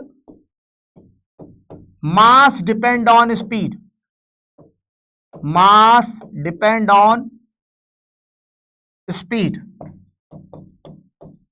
मतलब यदि आप स्पीड बढ़ाओगे तो चार्ज पे नो चेंज, चार्ज पे नो चेंज, सही है, क्योंकि चार्ज कैसा है, इनवेरिएंट है। इनवेरिएंट मतलब ना बदलने वाला, किस चीज के साथ, स्पीड के साथ। Charge do not depend upon speed, speed को बढ़ाने या घटाने पर चार्ज में कोई चेंज नहीं होगा, लेकिन यदि आपने स्पीड बढ़ाई तो मास बढ़ जाएगा, mass will increase, mass variant होता है, मास विल इंक्रीज। बढ़िया, तो चार्ज की स्पीड बढ़ाने पर मास इंक्रीज कर जाएगा, मास विल इंक्रीज। ठीक है, तो हमने चार्ज के बारे में डिस्कशन किया, तो ये चार्ज की कुछ बेसिक प्रॉपर्टीज हैं। तो चार्ज की बेसिक प्रॉपर्टीज में हमने इन चीजों का डिस्कशन कर लिया। क्या क्या, देखो भैया, पहला एडिटिव नेचर, समझिएगा, एक हो गया एडिटिव नेचर, दूसरा conservation, quantization, charge is always associated with mass and charge is invariant. Additive nature क्या कहता है, charge always added with sign. Conservation क्या कहता है, total amount of charge is fix, initially जितना चार्ज होगा फाइनली भी उतना ही चार्ज हो जाएगा। क्वांटाइजेशन क्या कहता है, number of electron can not be in fraction. और fourth point, charge is always associated with mass. ठीक, मतलब मास यदि जीरो है, चार्ज नहीं जीरो है, ऐसा हो ही नहीं सकता, नॉट पॉसिबल। मास जीरो है, चार्ज जीरो होगा, हो सकता है। मास जीरो ना हो, चार्ज ना जीरो हो, ये पॉसिबल है। ठीक, charge is invariant, charge do not depend on speed, charge invariant. अरे भैया, अपने घर से नहीं करा रहा हूं, इससे जुड़े हुए सवाल आए हैं, ऐसा नहीं कि सर आपका तो खत्म हो गया, यहाँ कूलॉम्स लॉ है, अब आप चार्ज के पढ़ो, नहीं, चल रहा है, ये सब है, ठीक है ना। चार्ज इज इनवेरिएंट, एनसीईआरटी ये कहती है हमारा जो है वो तो आएगा आएगा, फिर इधर उधर से भी आ सकता है, ऐसी कोई दिक्कत नहीं, हमारा जरूर आएगा। तो एनसीईआरटी तो जरूर आती है, लेकिन एनसीईआरटी के इधर उधर भी आ जाता है, और जो इधर उधर आता है वो हम बता रहे हैं, आप चिंता मत करिए। ठीक, तो charge is always associated with mass. Last point, charge is invariant, charge invariant है। चार्ज इनवेरिएंट मतलब charge do not depend on speed, वो स्पीड पर डिपेंड नहीं करता। Where mass depend on speed, मतलब यदि आप स्पीड बढ़ाओगे, स्पीड बढ़ाओगे तो चार्ज पे कोई फर्क नहीं आएगा, लेकिन मास बढ़ जाएगा। ठीक है, चलो इसको थोड़ा और अच्छा यूज करते हैं। अब बात करते हैं कैलकुलेशन ऑफ चार्ज की, समझिएगा। अब हम लोग बात करते हैं कैलकुलेशन ऑफ चार्ज की। देखिएगा, यदि हम लोग कैलकुलेशन ऑफ चार्ज की बात करें, इस साइड डिस्कस कर लेते हैं, इसको उधर ले जाते हैं। अब ये क्वेश्चन देखिए, दो क्वेश्चन कैलकुलेशन ऑफ चार्ज में, ये दो क्वेश्चन एग्जांपल में, ये आपको मैं दोनों एग्जांपल में आपको एक्सप्लेन करता हूं। इसके पहले मैं एक छोटे सवाल कराता हूं जिससे आपको फॉर्मूला अप्लाई करना आ जाए, फिर हम इसके दोनों सवालों को करेंगे। देखिएगा, तो कैलकुलेशन ऑफ चार्ज की बात करें, कैलकुलेशन ऑफ चार्ज, पहले हम दो तीन छोटे छोटे सवाल करते हैं जिससे आपको फॉर्मूला अप्लाई करना आ जाए, और फिर हम इसको यूज करेंगे। देखिएगा, पहला सवाल करते हैं, एक पहला सा क्वेश्चन छोटा सा करते हैं। If 200 electron are excess on body, what will be amount and nature of charge। छोटा सा सवाल करते हैं, फिर हम लोग आगे इसमें जो एनसीईआरटी के एग्जाम्पल वाले दोनों सवाल है उनको डिस्कस कर लेंगे। ठीक है, पहले एक दो सवाल बेसिक करते हैं जो आपको चीजें डिस्कस हो जाएगी। समझिए, इफ 200 इलेक्ट्रॉन, एक छोटा सा क्वेश्चन मैंने अपनी तरफ से बनाया। If 200 electron are excess on body, कह रहा है 200 इलेक्ट्रॉन किसी बॉडी पे एक्सेस है, तो कितना अमाउंट होगा चार्ज का और नेचर ऑफ चार्ज क्या होगा। अब जरा देखो, क्वेश्चन की लैंग्वेज में ही बोल रखा है एक्सेस ऑफ इलेक्ट्रॉन, क्या बोल रखा है, एक्सेस ऑफ इलेक्ट्रॉन, तो नेचर ऑफ चार्ज तो पता लग गया। तो नेचर ऑफ चार्ज की बात करें, नेचर ऑफ चार्ज, तो भैया जब एक्सेस ऑफ इलेक्ट्रॉन है तो नेचर ऑफ चार्ज होगा नेगेटिव चार्ज, आज ही तो पढ़ा है। ठीक है, नेचर ऑफ चार्ज होगा negative charge, excess of electron की बात हो रही है तो नेचर ऑफ चार्ज होगा negative charge. Amount of charge की बात करें तो अमाउंट का फॉर्मूला होता है Q equal to N E. N का मतलब यहां हो जाएगा 200, ई का मतलब 1.6 इंटू 10 की पावर माइनस 19, तो यहां से सॉल्व होके हो जाएगा 1.6 इंटू 10 की पावर माइनस 17 कूलम, और साइन कौन सा, माइनस वाला। ठीक, तो कहीं पर भी आपको कैलकुलेशन ऑफ चार्ज करना है तो आप फॉर्मूला लगाएंगे Q is equal to N E. Q is equal to N E लिखाकर आप अमाउंट ऑफ चार्ज का डिस्कशन कर सकते हैं। ठीक, एक सवाल और दिखाते हैं आपको, चलिए इसी पे एक सवाल और आपको हम करके दिखाते हैं। How many electron will lose from body to make 1 coulomb positive charge। कह रहा है 1 कूलम पॉजिटिव चार्ज बनाने के लिए कितने इलेक्ट्रॉन लूज होने चाहिए। जरूर, जाहिर सी बात है, इलेक्ट्रॉन गेन होता है तो नेगेटिव चार्ज बनता है, इलेक्ट्रॉन लूज होता है तो पॉजिटिव चार्ज बनता है। अब कितने इलेक्ट्रॉन लूज होने चाहिए चेक कर लेते हैं। N इंटू ई बराबर Q होता है, नंबर ऑफ इलेक्ट्रॉन निकालने हैं तो ये Q अपॉन ई हो जाएगा। 1 कूलम चार्ज तो Q की जगह 1 कूलम ले लेंगे, ई की जगह 1.6 इंटू 10 पावर माइनस 19 ले लेंगे, तो ये हो जाएगा 100 अपॉन 16 हो जाएगा, ये 10 की पावर 18 हो जाएगा। ठीक है, अरे पॉइंट बढ़ा दिया 10 हो गया और एक जीरो इसको दे दिया तो 100 हो गया, 10 की पावर 18 कर दिया इसको, तो ये सॉल्व हो गया आपका 6.25 10 की पावर 18 इलेक्ट्रॉन्स। समझ पा रहे हैं, 6.25 इंटू 10 की पावर 18 इलेक्ट्रॉन जब ट्रांसफर होंगे तब मात्र 1 कूलम चार्ज बनेगा। समझिए समझिए, जब भी कैलकुलेशन ऑफ चार्ज की बात आए तो आपके दिमाग में एक ही फॉर्मूला होना चाहिए, Q is equal to N E. N का मतलब नंबर ऑफ इलेक्ट्रॉन, ई का मतलब एक इलेक्ट्रॉन का चार्ज, और Q हो गया अमाउंट ऑफ चार्ज। अब ये पूछ रहा था 1 कूलम चार्ज बनाने के लिए कितने इलेक्ट्रॉन ट्रांसफर होने चाहिए, तो Q की जगह हमने 1 कूलम ले लिया, ई की जगह एक इलेक्ट्रॉन का चार्ज ले लिया, तो हमें नंबर ऑफ इलेक्ट्रॉन मिल गए। इससे ये पता लगा कि 6.25 इंटू 10 की पावर 18 इलेक्ट्रॉन जब ट्रांसफर होते हैं, कितने, 6.25 इंटू 10 की पावर 18 इलेक्ट्रॉन जब ट्रांसफर होते हैं तब 1 कूलम चार्ज बनता है। तो 1 कूलम चार्ज बनने के लिए 6.25 इंटू 10 की पावर 18 इलेक्ट्रॉन ट्रांसफर होते हैं, मतलब बहुत ढेर सारे इलेक्ट्रॉन। अरे भाई 10 की पावर 3 में 1000 इलेक्ट्रॉन हो जाते हैं, 10 की पावर 18 है, इतने इलेक्ट्रॉन ट्रांसफर होंगे तो 1 कूलम चार्ज बनेगा। इससे हमें यह भी पता लगा कि कूलम जो है ना, चार्ज की बड़ी यूनिट है। कूलम चार्ज की क्या है, बड़ी यूनिट है, इसलिए हमें कूलम में, इसलिए चार्ज की छोटी यूनिट का भी यूज करना पड़ता है। तभी हमें जो है चार्ज की छोटी यूनिट का भी यूज करना पड़ता है। जैसे छोटी यूनिट कौन कौन सी है, जैसे 1 पिको कूलम 10 की power minus 12 coulomb, 1 nano coulomb 10 की power minus 9 coulomb, 1 micro coulomb 10 की power minus 6 coulomb, 1 milli coulomb 10 की पावर माइनस 3 कूलम। तो हमें स्मॉलर यूनिट ऑफ चार्ज भी यूज करना पड़ता है, क्योंकि हम जान पाए कि भैया कूलम जो यूनिट है वो बहुत बड़ी यूनिट है, मतलब कूलम छोटी यूनिट नहीं है। आपको लगा सर कूलम से शुरुआत हुई है, सबसे बेसिक यूनिट कूलम है, तो कूलम के बाद होता होगा बड़ी यूनिट, नहीं, कूलम इटसेल्फ ए बिगर यूनिट। तो जब हम चार्ज को नापते हैं तो कूलम में नापने लगे, मतलब बहुत बड़ा चार्ज नाप रहे हैं उस, मतलब 6.25 इंटू 10 की पावर 18 इलेक्ट्रॉन जब ट्रांसफर होता है तो 1 कूलम चार्ज बनता है। तो we consider also some smaller unit of charge also, 1 pico coulomb 10 की power minus 12 coulomb, 1 nano coulomb 10 की power minus 9 coulomb, 1 micro coulomb 10 की power minus 6 coulomb, 1 milli coulomb 10 की पावर माइनस 3 कूलम। सही है, समझिएगा।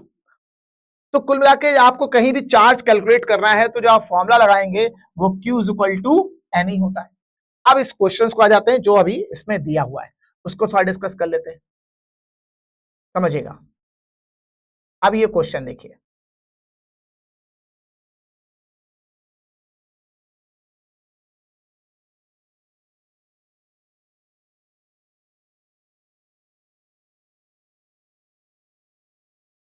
अब इस क्वेश्चन पे देखिए जरा, हमें इन दोनों क्वेश्चन को डिस्कस करना है, मैं आपको समझाता हूं। क्या कह रहा है, इफ 10 की power 9 electron move out of a body from another body every second. कह रहा है 10 की पावर 9 इलेक्ट्रॉन हर एक सेकेंड ट्रांसफर होता है। तो भैया एक सेकेंड में कितना इलेक्ट्रॉन ट्रांसफर हो रहा है, 10 की पावर 9। कह रहा how much time is required to get total charge of 1 coulomb. तो देखो बेटा, चार्ज का फॉर्मूला होता है Q is equal to NE। अब आपको कह रहा है एक कूलम चार्ज बनाने के लिए, तो चार्ज की जगह तो आप 1 कूलम ले लोगे, तो चार्ज हो गया 1 कूलम। अब कह रहा है पर सेकंड कितने इलेक्ट्रॉन्स ट्रांसफर होते हैं, 10 की पावर 9। ये तो पर सेकंड होता है, लेकिन कह रहा है एक पर सेकंड तो इतने कूलम इलेक्ट्रॉन ट्रांसफर होते हैं। अब कह रहा है 1 कूलम चार्ज करने के लिए कितना टाइम लगेगा। तो यदि एक सेकंड में, एक बात समझो, क्वेश्चन में आपको दे रखा है, आपको दे रखा है कि एक सेकंड में 10 की पावर 9 इलेक्ट्रॉन ट्रांसफर होते हैं। तो टी सेकंड में कितने इलेक्ट्रॉन ट्रांसफर होंगे, 10 की पावर 9 इंटू टी, कितने इलेक्ट्रॉन तो ट्रांसफर होंगे, समझिएगा। कह रहा है एक बॉडी से पर सेकंड 10 की पावर 9 इलेक्ट्रॉन ट्रांसफर होते हैं, तो टी सेकंड में कितने ट्रांसफर होंगे, 10 की पावर 9 इंटू टी। तो अब आपके पास नंबर ऑफ इलेक्ट्रॉन का वैल्यू हो गई 10 की पावर 9 इंटू टी। और जब इतने इलेक्ट्रॉन ट्रांसफर होते हैं तो 1 कूलम चार्ज होने में कितना टाइम लगेगा, तो यही टाइम निकाल लो। तो फॉर्मूला लगाओगे N इंटू ई बराबर Q। एन की यहां यूज करोगे 10 की पावर 9 इंटू टी इंटू ई बराबर Q। तो यहां से T बराबर आ जाएगा Q अपॉन, Q की जगह 1 कूलम ले लो, Q की जगह 1 कूलम ले लो, 10 की पावर 9 नीचे आ जाएगा, E का मतलब 1.6 इंटू 10 की पावर माइनस 19। ठीक है,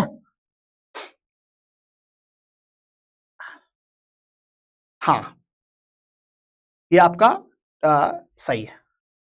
अब इसमें जो आंसर आएगा वो आएगा सेकंड में, समझिएगा, ये जो आंसर आएगा आपका आएगा सेकंड में। और इसमें जो आंसर दे रखा है देखो, ये आ गया 1.6 इंटू 10 की पावर 9 माइनस 19 इंटू 10 की पावर 9। ये सॉल्व होके वैल्यू आ गई 1 सेकंड का चार्ज कितना टाइम चाहिए। तो यहां देखो इन्होंने कर रखा है 1 कूलम को 1.6 इंटू 10 पावर माइनस 10 से डिवाइड कर दिया, 1.6 इंटू 10 पावर माइनस 10 हो गया। अब ये जो आंसर है ये सेकंड में है। अब आपको इसे ईयर में कन्वर्ट करना है, तो हम जानते हैं 1.6 इंटू 10 पावर माइनस 10 है। अब ये तो सेकंड में है, सेकंड से आपको यदि इसको ईयर में लाना है तो ईयर में कितने दिन होते हैं, 365, घंटे कितने होते हैं, 24, और सेकंड कितने होते हैं, 3600। इतने से आपको डिवाइड करना पड़ेगा। तो आपको 365 डिवाइड मल्टीप्लाई 24 डिवाइड बाई 3600, इतने से डिवाइड करना पड़ेगा। तो ये आपका अप्रोक्स सॉल्व होके आ गया 198 ईयर। ठीक, समझिए कितनी इंटरेस्टिंग बात है कि एक सेकंड में 10 की पावर 9 इलेक्ट्रॉन, सुनो मैं क्या बताना चाह रहा हूं। क्वेश्चन ये था कि एक सेकंड में 10 की पावर 9 इलेक्ट्रॉन निकलते हैं, तो हमने माना तो भैया टी सेकंड में कितने निकलेंगे, 10 की पावर 9 इंटू टी। तो नंबर ऑफ इलेक्ट्रॉन की वैल्यू क्या हो गई, 10 की पावर 9 इंटू टी। अब पूछ रहा है एक कूलम बनने के लिए कितना टाइम लगेगा, तो नंबर ऑफ इलेक्ट्रॉन की जगह हमने 10 की पावर 9 इंटू टी ले लिया, और चार्ज की जगह हमने 1 कूलम ले लिया। वहां से हमें 1 कूलम के लिए लगने वाला टाइम निकला है जो कि सेकंड में आया 1.6 इंटू 1 अपॉन 1.6 इंटू 10 की पावर माइनस 10। अब इतने सेकंड लगेंगे। अब यदि इसको ईयर में कन्वर्ट करना है तो 365 ईयर से डिवाइड करोगे, 365 ईयर होते हैं, 24 घंटे होते हैं, 3600 सेकंड होते हैं, सही है।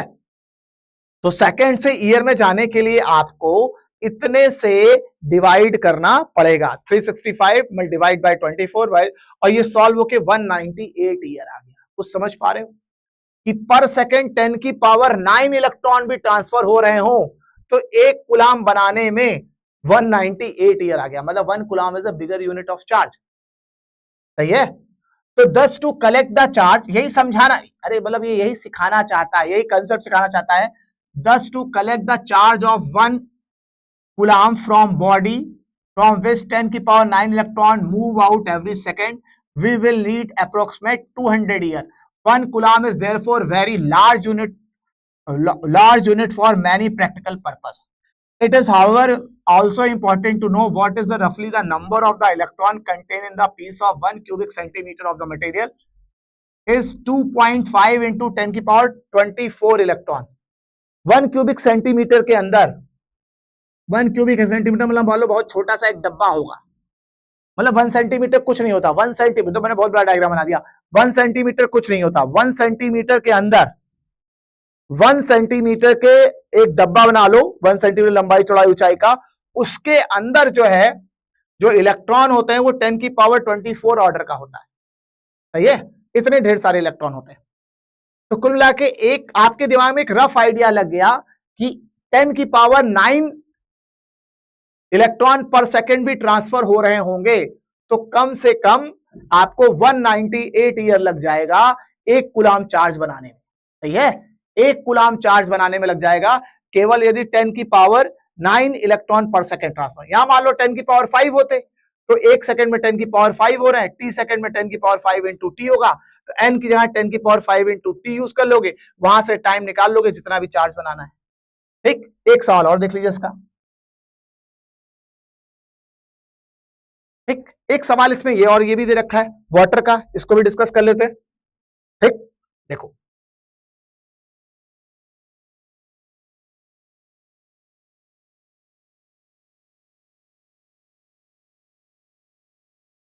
अब इसमें इस क्वेश्चन पे थोड़ा डिस्कशन करते हैं. ये वाला question, how much positive and negative charge there in cup of water. कह रहा कप ऑफ वाटर में कितना पॉजिटिव और नेगेटिव चार्ज होगा. तो हम ये कहते हैं कि भैया कप ऑफ वाटर जो है वो 250 ग्राम का होता है. समझ आया बात को. कप ऑफ वाटर 250 ग्राम का पानी मान लेते हैं कि एक कप ऑफ वाटर में 250 ग्राम पानी आता है. और एक पानी किससे बनकर होता है, वाटर किससे बनकर होता है, H2O. तो ये हो गया 2 और ये हो गया 16, तो 18 ग्राम. ठीक, 18 ग्राम पानी, एक मॉलिक्यूलर मास जो होता है वो 18 ग्राम होता है. अब आपको समझना पड़ेगा कि 18 ग्राम का 1 मोल हो गया, तो हमें समझना पड़ेगा कि 1 मोल में 1 मोल में कितने मॉलिक्यूल होते हैं. समझिए बात को, हमें थोड़ा सा पहले इसके निकालना पड़ेगा नंबर ऑफ मोल्स. ठीक है, और जब हम नंबर ऑफ मॉलिक्यूल्स निकाल लेंगे वहां से हम इसके चार्ज के बारे में डिस्कस कर सकेंगे. ठीक है, इसको हम डिस्कस करते हैं, आपको बताते हैं. देखो ये क्वेश्चन हम आपको अलग से करा देते हैं, ध्यान दीजिएगा. How much positive and negative charge there in cup of water. देखो भैया,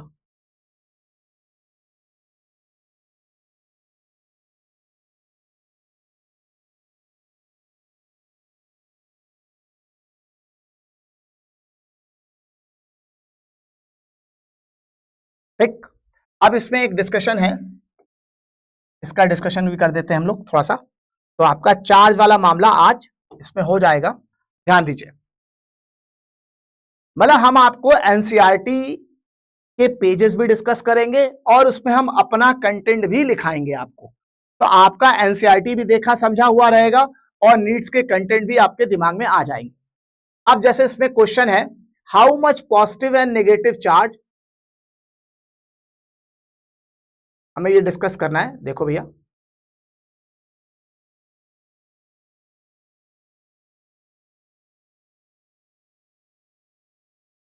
देखिए ये क्वेश्चन तो सिंपल है, इसको चाहे तो हटा भी सकते हैं, लेकिन चलो थोड़ा सा तो यूज कर ले, जरूरी पड़ेगी ना.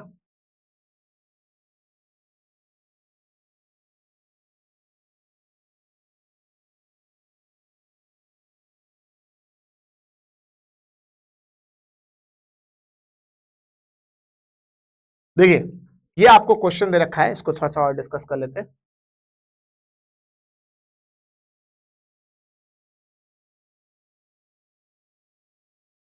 क्या कह रहा है, how much positive and negative charge there in cup of water. अब जरा सोचो, इसको थोड़ा सा पढ़ लेते हैं.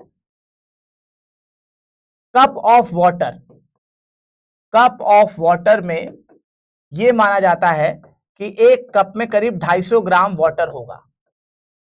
सही है, हम ये मान लेते हैं कि एक कप में 250 ग्राम पानी होगा. कप ऑफ वाटर में कितना पॉजिटिव और नेगेटिव चार्ज होगा। तो हमने मान लिया कप ऑफ वाटर में 250 ग्राम पानी होगा। अब 250 ग्राम पानी का मतलब क्या होता है, पहले वाटर की बात करते हैं। वाटर का जो 1 मोल है वो 18 ग्राम का होता है, सही है। 18 ग्राम कैसे, 16 और 2 18। तो हम ये कहेंगे कि 18 ग्राम में 6 इंटू 10 की पावर 23 मॉलिक्यूल होंगे, सही। तो 1 ग्राम में कितने मॉलिक्यूल होंगे, 6 इंटू 10 की पावर 23 डिवाइड बाई 18। और कितने ग्राम पानी है, 250 ग्राम। तो 250 ग्राम में कितने मॉलिक्यूल होंगे, तो 250 से मल्टीप्लाई कर दो, तो ये 250 अपॉन 18 इंटू 6 इंटू 10 की पावर 23 हो जाएगा। ये आपका नंबर ऑफ मॉलिक्यूल हो गया। अब एक मॉलिक्यूल, वाटर के एक मॉलिक्यूल में कितने इलेक्ट्रॉन और प्रोटॉन होते होंगे, तो एक इलेक्ट्रॉन, देखो 8 इलेक्ट्रॉन या प्रोटॉन इसमें होते होंगे ऑक्सीजन में, 2 इलेक्ट्रॉन प्रोटॉन H2 में होते होंगे, टोटल 10 इलेक्ट्रॉन और प्रोटॉन हो जाते होंगे। तो पर मॉलिक्यूल 10 इलेक्ट्रॉन प्रोटॉन होते होंगे, तो इतने मॉलिक्यूल में कितने इलेक्ट्रॉन प्रोटॉन होंगे, तो नंबर ऑफ इलेक्ट्रॉन प्रोटॉन हो जाएगा 250 बाई 18 इंटू 6 इंटू 10 की पावर 23। तो नंबर ऑफ मॉलिक्यूल हो गए, और पर मॉलिक्यूल में 10 प्रोटॉन या इलेक्ट्रॉन होते होंगे, 10 से और मल्टीप्लाई कर दिया। इतने नंबर ऑफ इलेक्ट्रॉन या प्रोटॉन 250 ग्राम पानी में होगा। अब जब आपको n मिल गया तो Q इक्वल टू NE से आप चार्ज कैलकुलेट कर सकते हैं।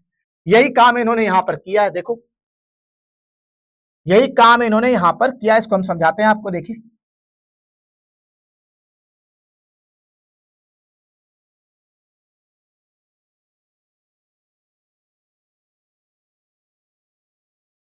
देखिए अब इसी चीज को इन्होंने यहां पर कर रखा है, कैसे किया है देखो।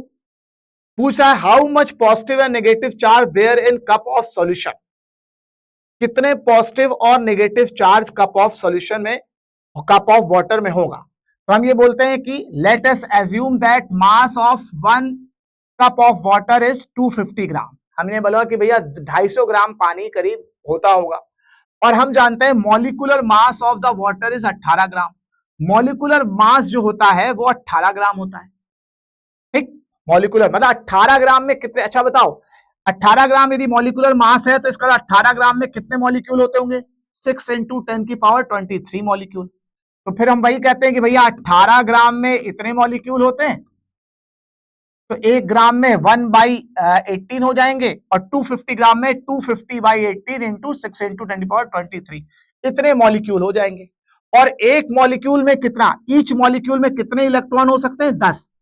अरे भाई H2 है ना, H2 है, 8 इसके और 2 इसके, 8 2 10। तो 8 इलेक्ट्रॉन या 8 इलेक्ट्रॉन इसके और 2 इलेक्ट्रॉन इसके, 10 इलेक्ट्रॉन या 10 प्रोटॉन H2O में हो सकते हैं पर मॉलिक्यूल। और कितने मॉलिक्यूल है हमारे पास, इतने, तो इसको हम 10 से मल्टीप्लाई कर देंगे, तो नंबर ऑफ मॉलिक्यूल के हिसाब से नंबर ऑफ इलेक्ट्रॉन हमारे पास ये आ गए भाई। पर ग्राम में, पर मोल में 6 इंटू 10 की पावर 3 थे, मतलब सॉरी 18 ग्राम में इतने मॉलिक्यूल थे, पर में बाई 18 हो गया, 250 ग्राम में 250 से मल्टीप्लाई कर दिया, और पर मॉलिक्यूल की संख्या ये होगी, और पर मॉलिक्यूल पे 10 इलेक्ट्रॉन प्रोटॉन होते थे, 10 से मल्टीप्लाई कर दिया, ये total number of electron proton आ गए। और इसको ई से मल्टीप्लाई कर दिया, चार्ज निकल आया 1.34 इंटू 10 की पावर 7 कूलम। तो ये आपका एनसीईआरटी का चार्ज से रिलेटेड कंटेंट था, लेकिन अभी हम खत्म नहीं हुआ, इसमें हम और भी चीजें डिस्कस करेंगे, समझिएगा। अब ये जो नेक्स्ट कंटेंट है इसका वो है कूलम्ब्स लॉ का। कूलम्ब्स लॉ को हम लोग नेक्स्ट लेक्चर में लेके चलेंगे। आज हम लोग इसी में चार्ज के बारे में और डिस्कशन करते हैं। मतलब आपका चार्ज का एनसीईआरटी पेज का डिस्कशन हो चुका, चार्ज के बारे में एनसीईआरटी में जो जो पेजेस में डिस्कशन था वो कर लिया, लेकिन हम लोग थोड़ा और एक्स्ट्रा कंटेंट भी पढ़ेंगे, देखिएगा, समझिए। ये तो चाहे उसके बारे में है, लेकिन हम लोग चार्ज के बारे में और थोड़ा सा डिस्कशन करेंगे। तो पेज चेंज नहीं करते हैं, है ना, कूलम्ब्स लॉ भी डिस्कस करना है, तो इसको ऊपर करके हम सिखा देते हैं आपको, नेक्स्ट पेज पे ऊपर ही, ये पेज नहीं चेंज करेंगे।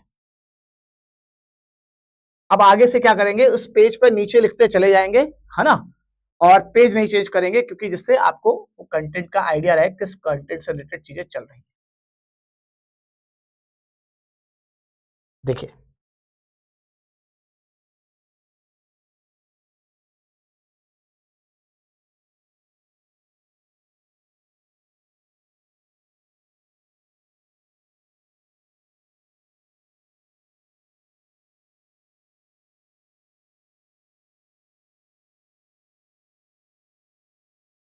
ठीक।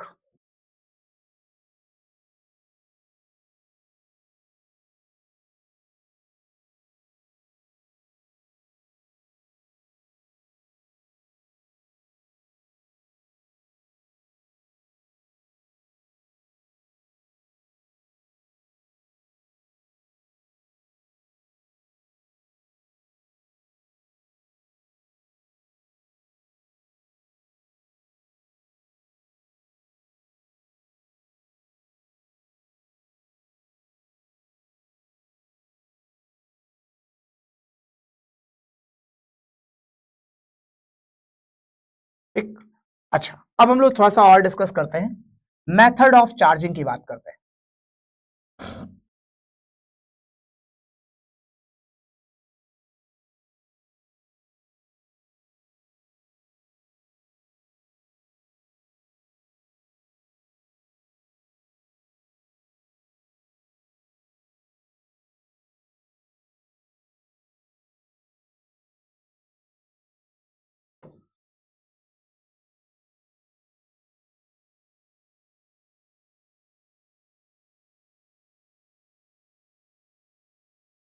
ठीक है, तो ये आपका चार्ज से रिलेटेड एनसीईआरटी से कनेक्टेड हो गया। अब कल के लेक्चर में हम लोग कूलॉम्स लॉ एनसीईआरटी से जुड़ा हुआ और डिस्कस करेंगे और एड ऑन फीचर्स भी आपको बताएंगे।